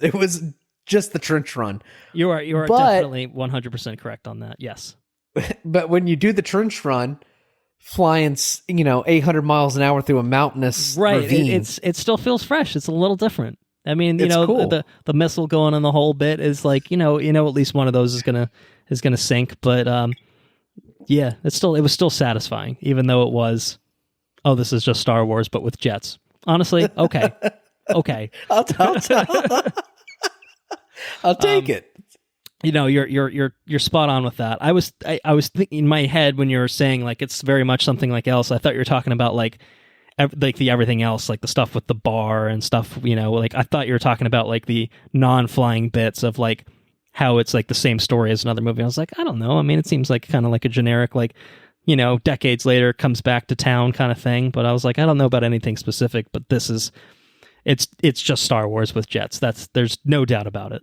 I don't know if that was intentional. If it wasn't intentional, the writers had definitely watched Star Wars recently and weren't consciously thinking about it. But I can guarantee it was in the subconscious somewhere because it's absolutely that. But a well done version of that. It's totally fine. You know what I mean? Because everything aside from Star Wars was pretty much Top Gun. Right. It's Top Gun plus Star Wars. Like, and then okay. I'm sure we can pull like the team building and everything else. Like it was a culmination of 80 like old school movies, which is fine, right? Yeah. People are inspired by these things, and it's not, it's not, I don't have an issue with it. I have zero issue with it, but it actively made the experience better knowing that it was Star Wars. Like I actively laughed when I was watching it turns out that we like Star Wars, and turns out that we also like Top Gun, so the two of them together is not a bad thing. So no, absolutely not. It's very funny. Aside from that, the rooster stuff I thought was mildly compelling. Like it didn't like, I was like, oh, this is like why I need to stay in this theater or anything, but it was totally okay. I wasn't crying. I don't think you shed any tears over it. No. I would guess, but I think that it was done pretty well. I think overall in terms of the dramatics of it. I think especially the Mission Impossible-ness of how their relationship kind of builds to that point. I thought was well done. We're like Tom Cruise is running around in the snow and there's a fucking helicopter with a machine gun. Yeah. It's straight up Mission Impossible at that point. I mean, so here's the thing. Maverick obviously does not perish in this film, although it's kind of a fake out for a minute. And I kind of wasn't sure if I I think to compare other things to Star Wars, let's talk about The Rise of Skywalker for a second. I apologize to everyone listening. But like when Chewie died, like it was kind of just like a weird fake out, and it was just like, well, I think there's probably more to it than that. This one wasn't quite as obvious of like, all right, well, I'll wait and see what happens with that. This one was like, honestly, they could kill him right there, and I think they could get away with it. I think they could get away with it. Would have been totally fine. Yeah. And I kind of thought like, all right, maybe they did it. Maybe they just committed to it, and that's going to be that. And if we get a Top Gun 3, it'll be the future generation of pilots, and Tom Cruise is just going to keep doing Mission Impossibles, and everyone's going to be good for it. But the way that they did it, I think, was still very fun. Genre shifting of, grounding them. But I think that, I don't know, just turning into like a heist thing of stealing an old jet, the enemy base and flying around with it and just getting hounded by superior aircraft and stuff was just all still very exhilarating while being a very, very different bent on the usual Top Gun thing you get. I would like to know how those people in those 5th generation fighters can stop the way they do without them like being shredded by their seatbelts and turn into spaghetti, because they just straight up go 700 miles an hour and then stop. Stop on a dime. Yeah. It's like fucking Iron Man in a suit is basically what it was like, where he just like pumps the thing and just like stands still. Is there a computer driving that? Because there's no person in that plane. They'd be spaghettified. They'd be shredded. Spaghettified. Yeah, totally. Just, they'd be just, anyways. That's all I got really for spoilers is the Star Wars. All right. I can't recall anything else unless you bring it up. What I'm going to do is I'm just going to do. Go ahead. You got something? I like the him bringing back his Kawasaki. I think is what it was. His motorcycle bike. Yeah. Yep. I also enjoyed the oh shoot. I like the fact that he was like working on a Mustang, like at the end of the movie. Oh right, like fixing it up. I think it's like a P-42 Mustang. I think is something like that. I like to act like I think I know what the jets are, but I really don't know what they are. But I think it's a P-42. It's like a single prop fighter plane from way back when. It's all stainless steel and whatnot. It was like a very pretty plane. And then like Jennifer Connelly comes in there and Tom Cruise flashes a smile. He's like always so cool. He is. He's just the coolest man. I do think that that style of actor is Quentin Tarantino recently was like talking about what it was like filming with Brad Pitt and how he said that he thinks like Brad Pitt is like he's like one of the last true movie stars, like true, just Yeah. like old school Hollywood Just actors. charismatic leading man, kind of, kind Yeah, of always and- the same, but always oozes charisma, and it's just, it's like everyone's like, I don't care, he's great, Right. And I think Tom Cruise is one of those. He's in a similar archetype, I think, overall, where he's kind of always the same character, especially these days. I think he might have had a little bit more, range and roles earlier, but now he's a fucking cool action guy, like 9 out of 10 movies that he's in. And he's always great. Sometimes he's in Tropic Thunder where he's unrecognizable, but that's the exception that proves the rule, or something like that. So Yeah, it's just Tom Cruise for all of his. I mean, like, it's not like we know him personally or anything else, but so funny when Tom fell out. So I have on a side note here. I have a hot take from one Sarah Meadows. Sarah my Meadows, wife. oh my god, Sarah Meadows, my wife. She says, so funny when Tom fell out of her window and the daughter was there staring. Yeah, no, that was great. That was pretty funny. That was a very good moment. It was Don't Break Her Heart or something like that. Yeah, don't break her heart. Whatever you do, Tom, don't break her heart. Yeah. He's just a cool dude, and it's cool that he's so much older in this movie, and his love interest is so much older. Yet it feels like everybody's young at heart. You know what I mean? And in that respect, it feels like very much like the same '80s characters, and it feels like the same kind of '80s kind of movie. There's his a lot love of interest being so much older, yet still almost 10 years younger than him. Yeah, Tom Cruise is fucking 60 years old, dude. And he's out there filming he's out there filming out there filming football sequences with Rooster and everybody else. You know what I mean? He's driving off cliffs. What's he doing? He's a cool dude, man. He's good. Anyways, that's all I got. All right.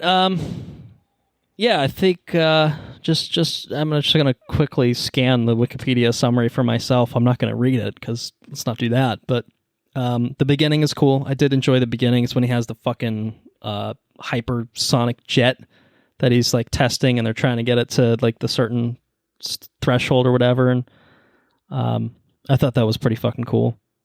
And I think this movie has the right level of humor. I think, like, you think about the scene where he shows up in like the diner or whatever it is, and he's just like all fucking disheveled from fucking crashing the thing and just being like, "Where am I?" Earth. That was pretty good. Yeah, it was good. So I set the film off on the right kind of right page. Everything else is pretty much meeting. Well, okay. Here's something else. I think another good source of humor, because I did rewatch the first Top Gun before watching this, and basically the end of Top Gun, the first one, has him going back to Top Gun as a flight instructor, and it's like, why the fuck would he go back as a flight instructor? And they baked it into the dialogue of this movie. It was like, yeah, he was there for 2 months and then they fucking kicked him out or something like that. It's just like, why would he go back? It felt very stupid. And I think that even in this one, it was just like, why the hell is he the one in charge of this mission? And it was really Iceman, kind of pulling the strings, so to speak, because he's like the fleet commander. I thought the Iceman scene, I know we talked about Val Kilmer with the fun fact stuff.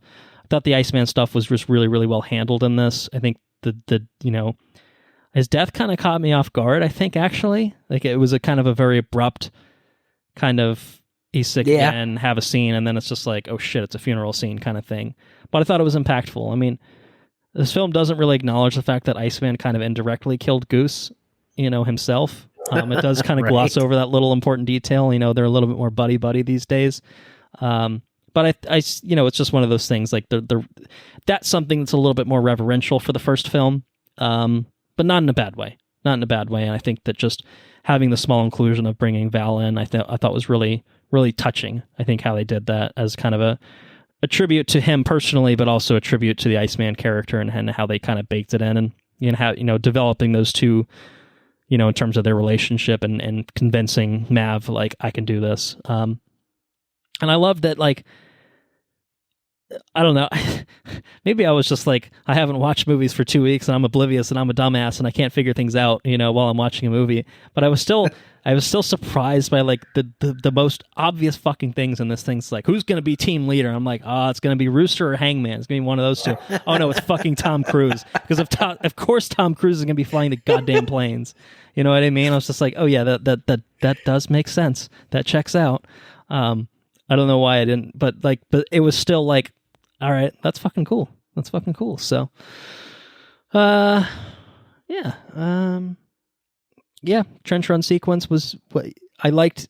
The scene where Tom Cruise, well, because we didn't talk about John Hamm is in this movie. He plays a dick. He plays the asshole admiral who says we're going to do it in the way that everyone's going to get killed, but maybe we'll complete the mission and that's good enough because America and that's how we do it or whatever. And I enjoyed the part where Tom Cruise just takes, after he's been kicked off the mission or whatever, just takes the fucking plane and just flies the whole goddamn route, does it, in like 30 seconds less than anyone else has even been trying to do, just to prove his point. I'm the baddest motherfucker in the land. It was great. It was fucking great. And then seeing, even though we kind of saw the trial run, seeing the actual trench run was still thrilling. I mean, it's the same thing. Like you see the 3D renders and stuff like that in Star Wars. It's like, all right, sounds cool. They're putting a plan together. We got to get the plan in place. But when you actually see it happen in real time, it's thrilling, and even though it was the Death Star trench run, it had a different skin, and that was good enough. It was good enough to make it exciting again. You know what I mean? So, but it's true though, when Tom Cruise does show up and he's like it was like the same thing from the first sequence in the movie where like, hey, listen, we need to prove that this jet can do what it needs to do. I'm Tom Cruise. I can do whatever the hell I put my mind to. That's right. And so now he's, it's impossible. We can't do it. Well, let me just show you. Yeah, and he nails it. He's a Maverick. It's because he's a Maverick. It goes against what people want him to do. That's why I think Tour de force. I think that's why he's a Maverick or something like that. Tour de force. I think that's it for me. Do we need a sequel to this? What do you think? If it's shot in the same vein, I mean, I really don't know why more movies like this don't get made. Because there hasn't been a movie like this since the 80s, Budget's listed at $170 million. That's not that high for, I think, the amount of, production that something like this would seemingly involve. So it just seems like we could have even a modern war movie with jets and shit. That'd be awesome, right? Like, I mean, yeah. When's the last time you got a modern war movie? I don't know. It'd probably be. I mean, the last best, but most of those have not been like. I don't know. Like military conflicts are different these days too, in a sort of way. So it almost kind of, I don't know. It's like you don't get the dogfights, is what you're saying. Yeah. It's not as thrilling if you want to put at it. If you want to look at it in kind of that way, where the moment to moment stuff isn't always going to be as glamorized, I guess, so to speak, as kind of you think of. Like the World jets War II are cool. stuff, particularly. Like you think of like a World War I movie, they made a good one. Yeah, you got 1917, right? But like for the most part, World War I is like people hanging out in trenches and shit. Getting blown up and having a real fucking terrible time. So, and I think modern war is probably more akin to that. Not obviously 1-to-1, but like just a lot of waiting for shit to happen, and then shit happens really quickly, and it's ugly. And it's done and over with. Yeah. But you can always just like spice it up with like a one-off mission with some jets and shit. Like there's all sorts of things that can be made. Yeah. But nothing like this ever gets made. No, not usually. Well, I guess. Well, I mean, it's making $1 billion. We're getting a Top Gun 3. I don't think there's going to be any real question about it. It's just it can have Miles Teller in it. It's a matter of when they do it. We could have Tom Cruise in it, But if not, it kind of is the perfect handing off to the torch to that other guy with the big chin, the blonde dude with the big chin. You know what I'm talking about? Hangman, yeah. You can have him. You can have Miles Teller. You could I mean, you can hand off the torch. You don't need a Tom Cruise in it. Although I would say, because I remember when Mission Impossible was like Tom Cruise is done, he's going to hand it off to Jeremy Renner, and then look how that worked out. I predict a similar thing happening here, where it's just I've got more gas in the tank. Like Tom Cruise, like as soon as they say talking about making a Top Gun 3, and they ask him about it, he's like, not only is he going to be like, yeah, I want to be in it. He's not going to be like, I'm going to do a little cameo in it. It's going to be like, I'm going to be involved with every aspect of this film. So that's how I see it going. Kudos to him, man. Yeah. It's more than a job to Tom Cruise, I think. It certainly seems that way. It seems like these are like marks of pride, and he puts his all in them. Mission Impossible. I mean, mostly what this is Mission Impossible, I guess, right? But these days, I mean, that's kind of like he's got kind of it. He's got these two movies that really made him what he is, and these are. I mean, these are his legacy. So kudos to him to like feel so passionately about them, we cool. can't forget about the one where he's shooting in outer space. That one too. Which one is that? I don't know. I don't know if it actually has a name yet, but it's supposed to be going to the International Space Station for it or something like that. We'll see what happens with that one. Oh, that's incredible. Put me out there. Put me out there I need to be out in space. I mean, are we surprised? No. He's got to all. be in peak physical human condition, really. I mean, he's like the actual human analog to Captain America, where like he's got the super soldier serum, but it makes him peak human. It's not that he has super strength; it's that he's peak human. That's Tom Cruise. Tom Cruise doesn't need no fucking super soldier serum. He's just there. He's just already there. He's already there. Power of fueled Xenu. up. Power of Xenu, baby. Unlimited power. Yeah, pretty much. All right. Any other final thoughts on Top Gun Maverick? No, it's good. It's good. Okay. Watch it. It's just really cool. Yeah, it's very, very cool. Highly recommended. Very yes. Okay, so we got a few things we need to accomplish for the rest of this episode.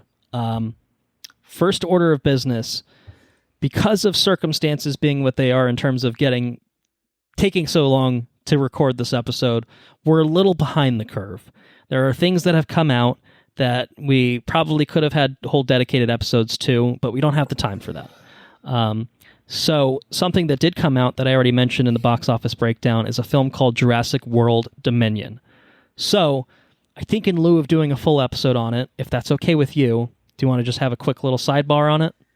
Yeah, we can have a sidebar on it. I don't know that there's a whole lot to say, if to be clear. So Jurassic World Dominion, right? That's what it's called? That's what it's called. Jurassic World 3. So we went and saw this on Father's Day. I thought this movie was it was paced poorly. It's very long. It felt very, very long. It is long and it felt long. I think two almost distinct criticisms that I guess they tie in together. Not totally distinct, but no, yeah. I mean, you can have a long movie that's paced well, but this movie is long and it felt very long, and I think it's all because of the pacing. The beginning half of the movie was kind of like globetrotty for kind of like no reason at all.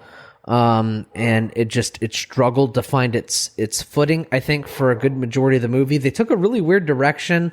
Like the big bad of this movie was like this pharmaceutical company, but then they're like making giant locusts, and it was just kind of weird. We'll say mild spoilers, by the way, because who gives a shit is honestly my recommendation of who gives a shit, who gives a fuck.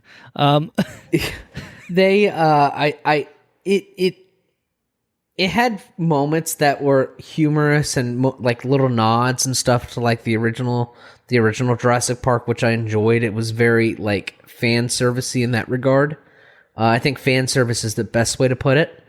You've got like the waving of the waving of the flare, from the original Jurassic Park with Jeff Goldblum. And it's the first one that's brought back the original trio of Sam Neill, Jeff Goldblum, and Laura Dern. Like, we got a little Goldblum in Fallen Kingdom, but not much. And this is like they're pretty major characters in it. Like they have equal focus with your Chris Pratts and your Bryce Dallas Howards. So it's fan servicey in terms of like trying to bring what fans I think wanted in terms of characters. and maybe not anything else. But I think that if their presence was not there, I don't know what kind of movie you would have, honestly. Because you'd have Chris Pratt doing the raptor thing with his fucking hands for they already did it a million times. They've got a fake daughter at this point, and she does it too at certain points. Yeah, it's true. It's a little weird. This movie is like an okay movie for me.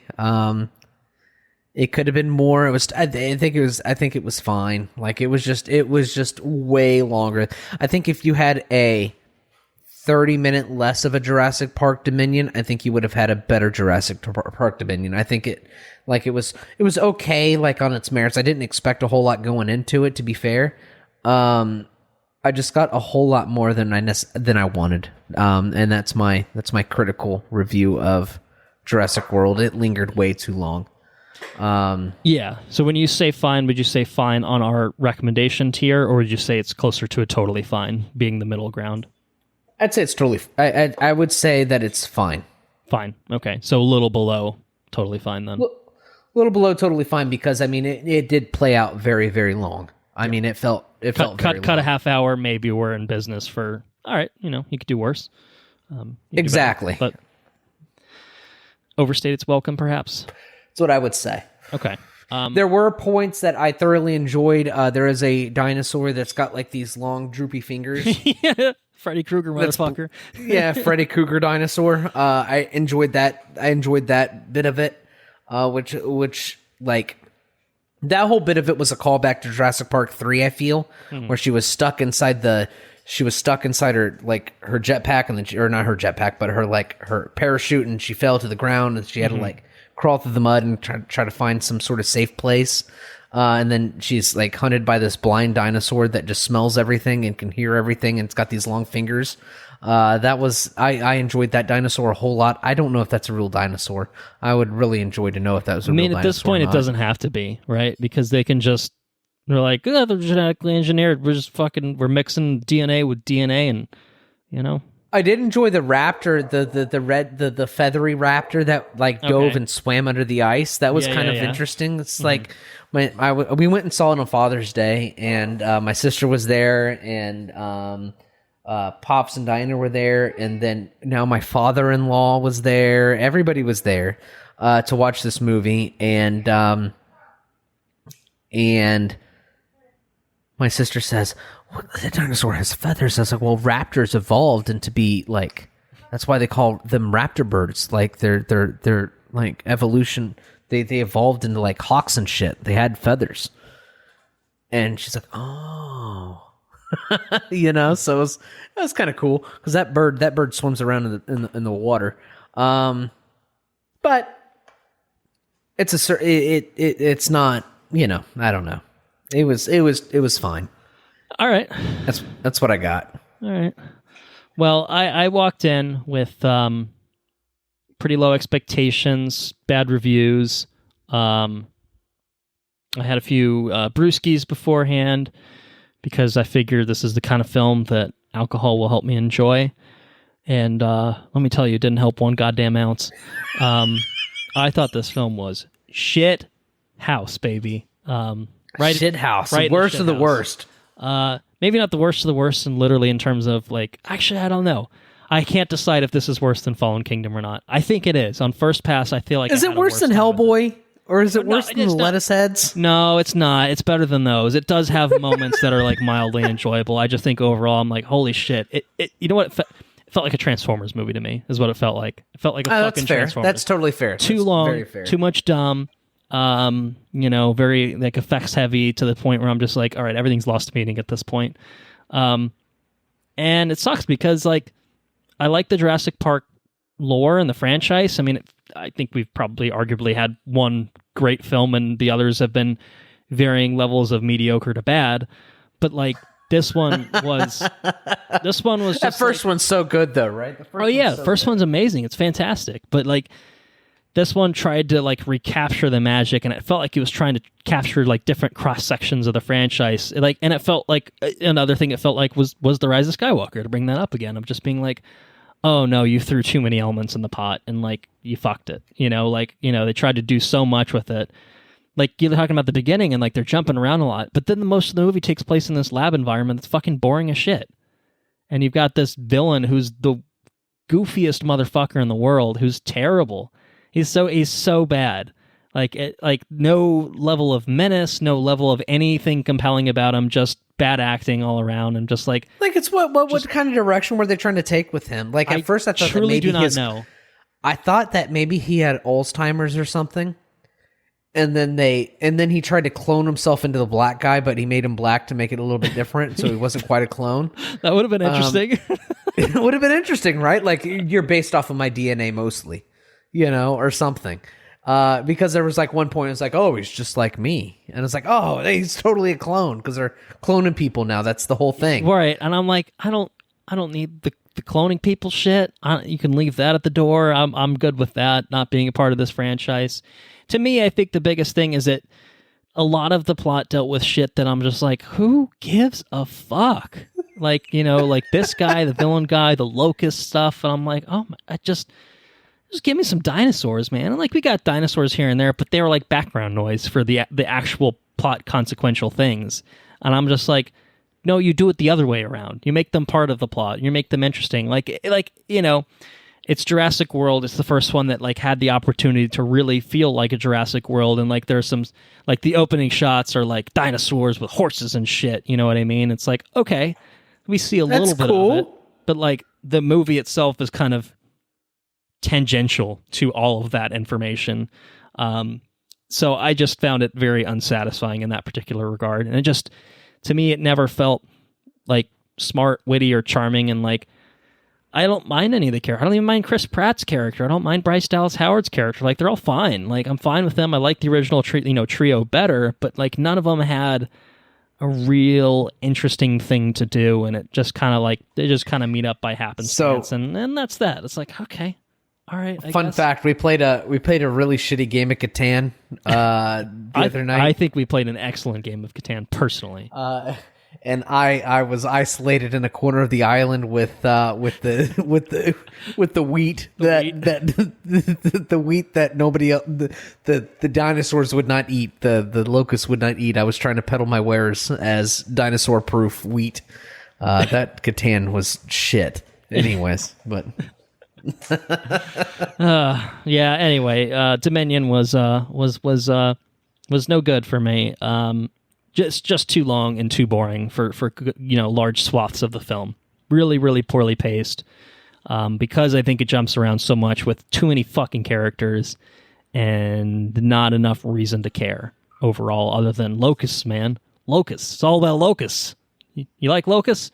Watch this fucking movie. You'll get some locusts. They're pretty terrifying though when they spewed up out of the grass there and those kids were there and whatnot. It felt like that one Jurassic Park. Was it Jurassic Park 2 when they were on the beach and they got surrounded by those little dinosaurs? Right, and I think that like this film, like it almost seemed like it had a concerted effort to try to marry a lot of elements of the franchise together, of giving you like little sequences that like, there's a little Jurassic Park 1, there's a little Jurassic Park 2, there's a little Lost World, there's 3, it's a little Jurassic World and Fallen Kingdom for you, but none of it worked. Like it just never really gelled for me. It's like it was a weird hodgepodge of different Jurassic Parks. Yeah. Anyway, my conclusion is that Colin Trevorrow is a hack, and I might start a petition to get him banned from Hollywood, but we'll see. We'll see. I'm not as bitter about it as I was after watching the movie. I was just like, oh my God, 2.5 hours of my life. You fucking kidding me? Could have done so many things. With my life.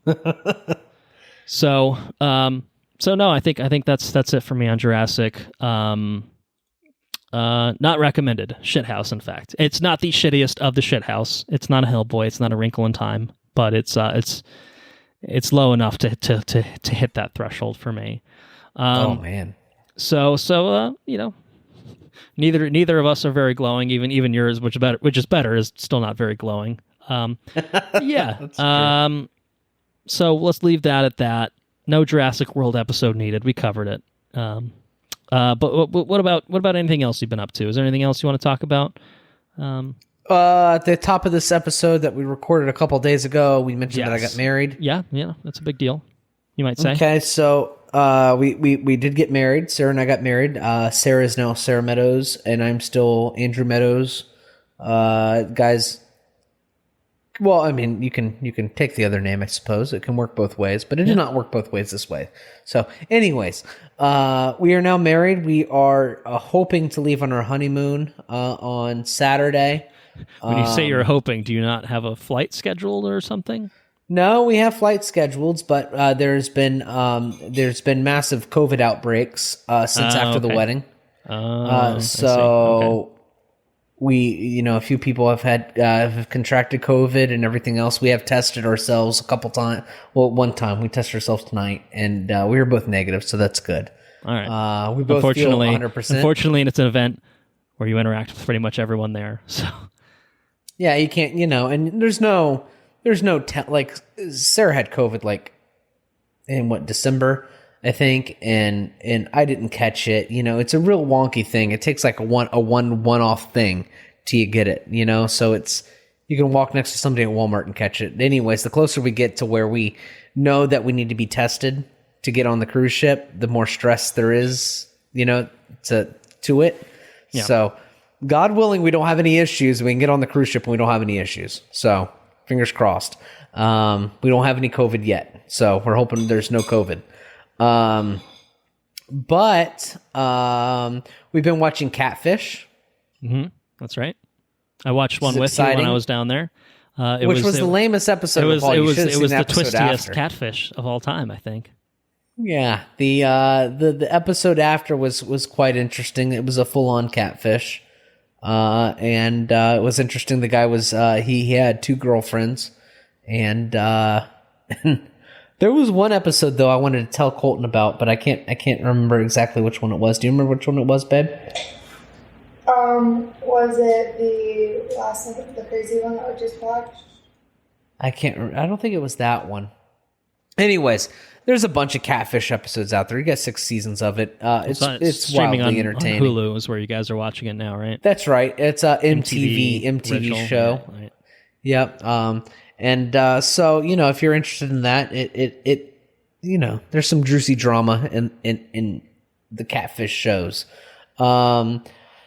We have watched Obi-Wan. I've started The Boys, which is, it's The Boys. I don't know if we talked about The Boys since it kicked off. I don't think so. I don't think we would have had been watching The Boys, and it's still The Boys. It's still which, if you've seen The Boys, say no more. Yeah, it hasn't that's changed. all you need to hear. It's still the same. It's really good. What else is there? We got The Boys. We got Kenobi. We finished up Halo.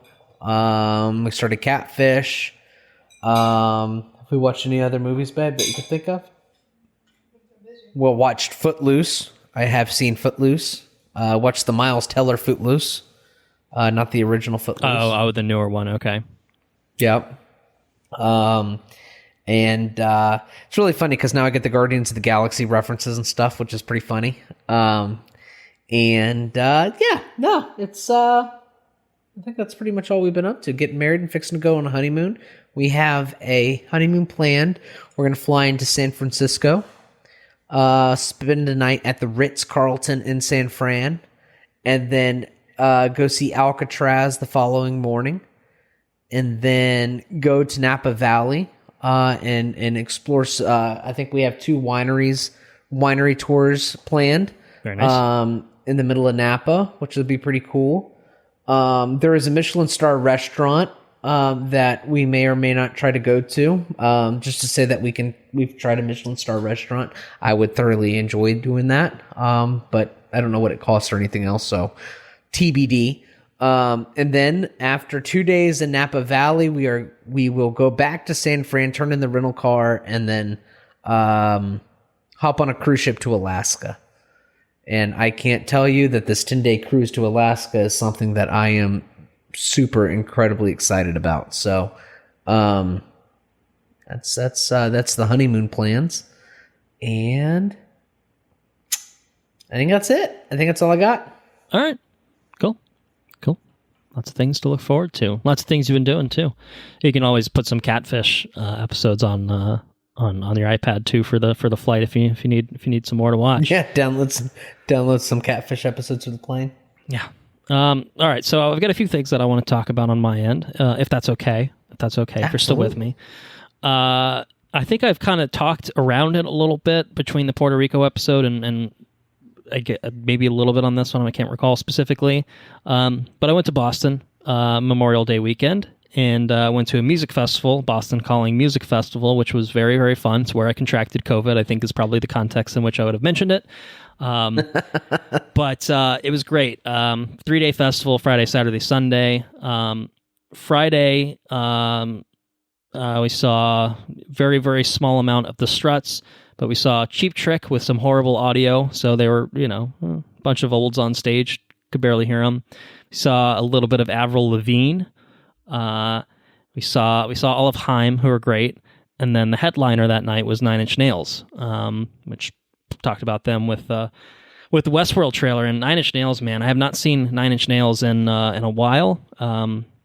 I would say probably close to a decade, maybe a little shy of that. But Trent Reznor is incredible. I love the energy and the aura of a live Nine Inch Nails stage show. I love Nine Inch Nails in general, the music, but seeing it live is just with the instrumentation, it's just a very, very different beast, and it's great.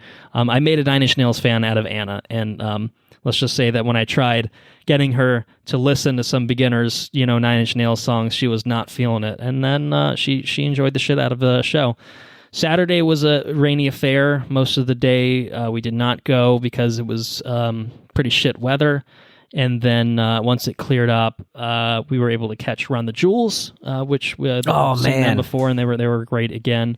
And then for the headliner, we were supposed to see the Strokes.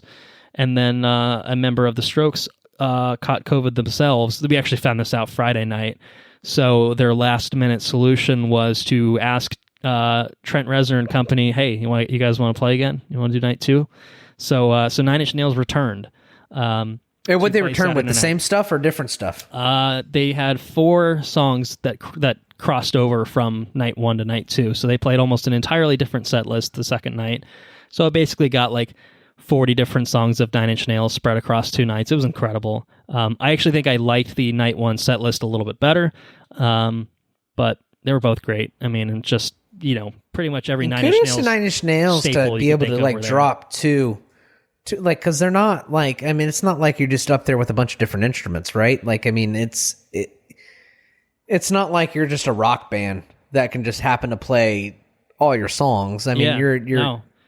It's crazy. A lot of electronic shit, This right? whole tour, they've been busting out like shit they have either never played or like not played in a long time. Like they did Friday night, they did an I'm Afraid of Americans, like David Bowie, Trent Reznor, sort of cover, but sort of also Nine Inch Nails too, which was awesome. And then they did another David Bowie cover on Saturday night.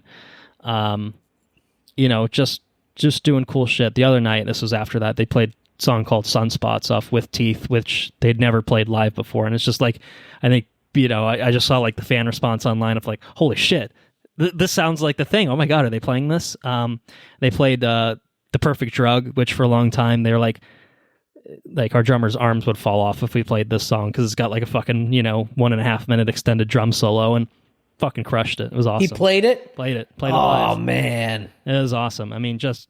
Perfect Drug's nutty. We play that on Rock Band. Yeah, no, on Rock Band, it makes your arms fall off when you play it on Rock Band. I can't imagine actually doing it on a real drum kit, So, no, it was very, very awesome to see them. And then Sunday was actually kind of the most loaded day in terms of lineup. Japanese Breakfast is who we started with. They were fantastic. Highly recommend anyone listen, see them if you get a chance. And then it was going to be Glass Animals, Weezer, and Metallica back to back to back. Oh, basically. man. Goodness me. Glass Animals, we couldn't hear shit because the sound was fucked up all weekend. It's on Harvard's athletic complex, and there were fucking commencements on that day. So we were like, are there like noise ordinances going on right now? Because everything is way too fucking quiet, except for the headliners. The headliners all 3 nights were pumped up to the right volume, but the others were like a struggle to fucking listen to sometimes. Like the Glass Animals, I was like, why is this so fucking quiet? Weezer was the worst of all. They were on a different stage. This was a stage that was consistently quiet. It was the one that Cheap Trick was on, where it was just like, oh, what are these old guys saying? Weezer, it sounded like, I don't know. Like they were wheezing? If you want to destroy my sweater, when you're like, I mean, we're pretty close, and it was like, It sounded acoustic. not even though. I mean, it just sounded like it was being played through a tin can, in someone's garage, 3 miles away. And it was bizarre. You could have full conversations with anyone next to you at less than regular volume without breaking a sweat. And it was just like, how the fuck have they fucked this so bad? It was really, really bizarre how bad it was. But Metallica was actually similar. They sounded about as loud as Glass Animals for about 2 songs, and then I guess the noise ordinance is lifted for the headliner, so they pumped them up, and they were good. But same thing, not prime Metallica, but it was fun to see them, a band that I probably wouldn't have bothered to see in any other context other than, all right, they're headlining a festival I'm going to. That sounds pretty neat. And they were good. I enjoyed the show. So it was fun overall. I just had my sound grievances, but there were highs. I mean, seeing Nine Inch Nails back-to-back nights, never going to happen again, I'm sure. So it was kind of a once-in-a-lifetime thing that was just really, really awesome. So yeah. Was it worth getting COVID for? I mean, I recovered from COVID, so hard to say. We'll see if there's any long-term effects, but it was pretty fun. But I guess, you could wear a mask or something like that. There was a lot of people. They oversold the shit out of it, especially that Sunday night was fucking ridiculous. You could barely walk around. But anyway, other things I've been up to. I've watched a film called Ever After. Have you ever seen Ever After? It's a 1998 fantasy film that's inspired by Cinderella with Drew Barrymore, Angelica Houston, Dougray Scott, Dougray with his fucking pulling his scarf in, Mission Impossible 2 style. No, I don't think I've ever seen that. So it's basically Cinderella, but set. Never seen Dougray in anything other than Mission Impossible 2. Yeah, so it's basically he's like the prince in this one. He's pretty good actually. But it's Cinderella, but without the magical aspects and set in a Renaissance era France. So it's kind of transposing it into a different period and grounding it a little bit more. And I actually thought it was pretty well done, pretty entertaining overall. Nice period setting and costumes and stuff like that. So I enjoyed it quite a bit actually. So I would recommend it. It's still Cinderella, but Cinderella is kind of a timeless story. Did she have a glass slipper? I don't think she had a glass slipper. Was she going to turn into a pumpkin?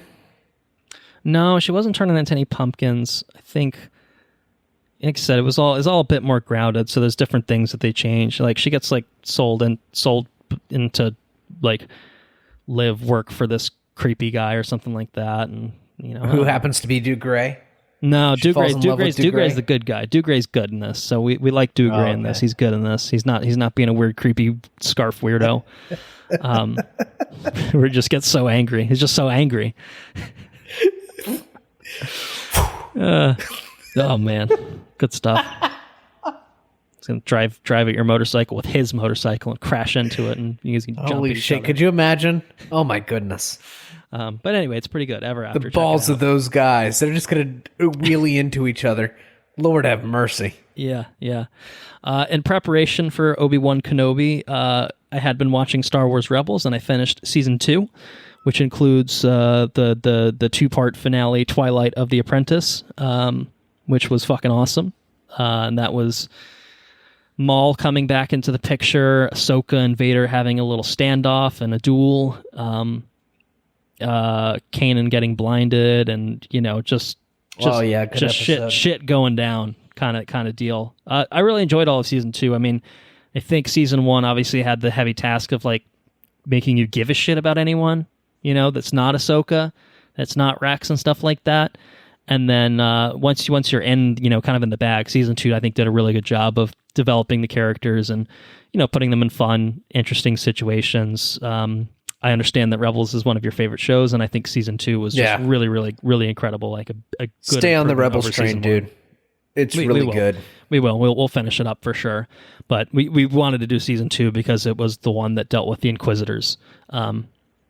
Okay. The non-Grand Inquisitors, I guess we'll say, because obviously, he's handled with by the end of season 1. But yeah, although he comes back in a vision as a fucking. They go inside think it's the Jedi Temple or something like that, and he's like a temple guard or something. I don't know. It was weird, but it was cool. Those temple guards are so cool with their yellow lightsabers. Yeah, some badass shit right there. They're full on masks. They got the full on like face mask thing going on. Oh, they're so cool. Yeah, it's very cool. So, watching Volume 1 of Stranger Things 4, I think Volume 2 is nearly upon us, so that might I finished that too. That's another thing I watched. Yeah, that might be a post-honeymoon episode that we work on once all of Stranger Things 4 is out and done with, but really, really enjoying it so far. Watching it slowly because I knew that the whole season wasn't out yet, basically, so... other than that, last couple things, I think I talked about it when we talked about Christopher Walken playing the Emperor in Dune Part 2. Hopefully that was a better rendition than the one I offered in person with Andrew a couple days ago, earlier on this episode. But I finished... The best is Dracula. Christopher Walken is Dracula. It is me, Dracula. I am here to suck your blood. And it looks like he's flashing whoever he's around. Yes. I finished reading book 2 of Dune, the second part of it, so to speak, Muad'Dib. And it's good. Very good. My reading pace with Dune has been very, very deliberate. It's Is that what you call it? It's tough to plod through at times. There's parts of it that I really, really enjoy. And then there are parts of it where it's like Paul experiencing like 19 different events at once. I'm like, oh man, I don't know what's going on here. But it's the stuff that, that has developed. I'm excited to see it kind of come to fruition with part 2 with the movie. I'm curious to see how they handle, certain things, like there are things that I like read. I'm like, I don't know how you film this. I don't know how you make this into a movie or convey the same sort of information, right? In the same way. Like I think I'll leave it to Denny and company to accomplish that. But I would really, really like to finish reading Dune so that I can either go back to Sanderson or pick up some Star Wars books or do something else. I just feel like I got to finish it. I'm like so close. I think I've probably got about 150-ish pages left in it, so I think I can do it, but I haven't done it yet. But it's good, even if it is a little dense sometimes. Last but not least for me, I attended an event in person. It was a book talk with Shang-Chi actor Simu Liu. He did a book talk in Philadelphia, which was nice because he basically has written his own book. And let me get the exact name of it. I have not read it yet. I'll say that. And he came to Philly, did book talk on it, talking about kind of his life experiences, like obviously like leading up to him getting cast as Shang-Chi, but his acting career before that, what he did before acting or while trying to like basically pull off his acting career. And it was very, very interesting, a very fun thing to enjoy. And it was in a cool like little venue in Center City, Philly, and I felt like we were pretty close. And I don't know, I really enjoyed it. I'm looking forward to reading the book. It's called We Were Dreamers, an immigrant superhero origin story, and it's basically like little stories about his parents emigrating to America, him growing up in America, and then like the struggles of like landing on your feet as an Asian Canadian actor, and then obviously having that big fucking break where now everyone they may not know his name exactly, but everyone looks at him and think, oh, that's that guy in that one Marvel movie, so it was pretty cool. Like I said, I want to read the book, but got to finish Dune first. I think that's it for me. You want to wrap this one up? Let's wrap it up. Thank you all for listening. If you enjoyed what you heard, please spread the word. We're on Patreon at patreon.com/watchreviewrepeat. That will get you early access to all of our regular episodes, as well as timed exclusive access to any bonus episodes that we work on. Technically timed exclusive access to special episodes that we might talk about, such as the Puerto Rico one. And our website is watchreviewrepeat.com. You can get links to all of our episodes as well as to our social medias. We are on Twitter at WRRPod. We are on Instagram, Watch Review Repeat, and we are on Facebook. If you search for Watch Review Repeat over on the Facebooks. If you have any questions, comments, suggestions, have some thoughts on Top Gun Maverick, anything else that's come out, Jurassic World, etc., send those our way. WatchReviewRepeat@gmail.com. Be happy to talk about that on air in a future episode at some point. Our intro and outro track is Mechanolith by Kevin MacLeod over at Incompetech.com, licensed under the Creative Commons by Attribution 3.0 license. So our next episode, I hope, will be Obi-Wan Kenobi, and then that might be it for a little while. We'll see how things go, but Andrew talked about his honeymoon. He's going to be gone for a while. I haven't asked him to bring his recording equipment with him. I'm joking. I wouldn't dare. But he'll be MIA for a bit, doing other things that are also important. So we'll figure it out. We'll make things work. We'll figure out a little schedule that'll work for everyone, and that'll be that. But at least we recorded a goddamn Top Gun Maverick episode. Can you ask for anything more? Even if we just called it quits here, at least we could say we did the damn thing. All right. So yeah, I guess Andrew could take you out. All right. Take care now. Bye-bye then. Was that your captain speaking? Saying that? This is your captain speaking. Take care now. Bye-bye then. Later's on the Menjay.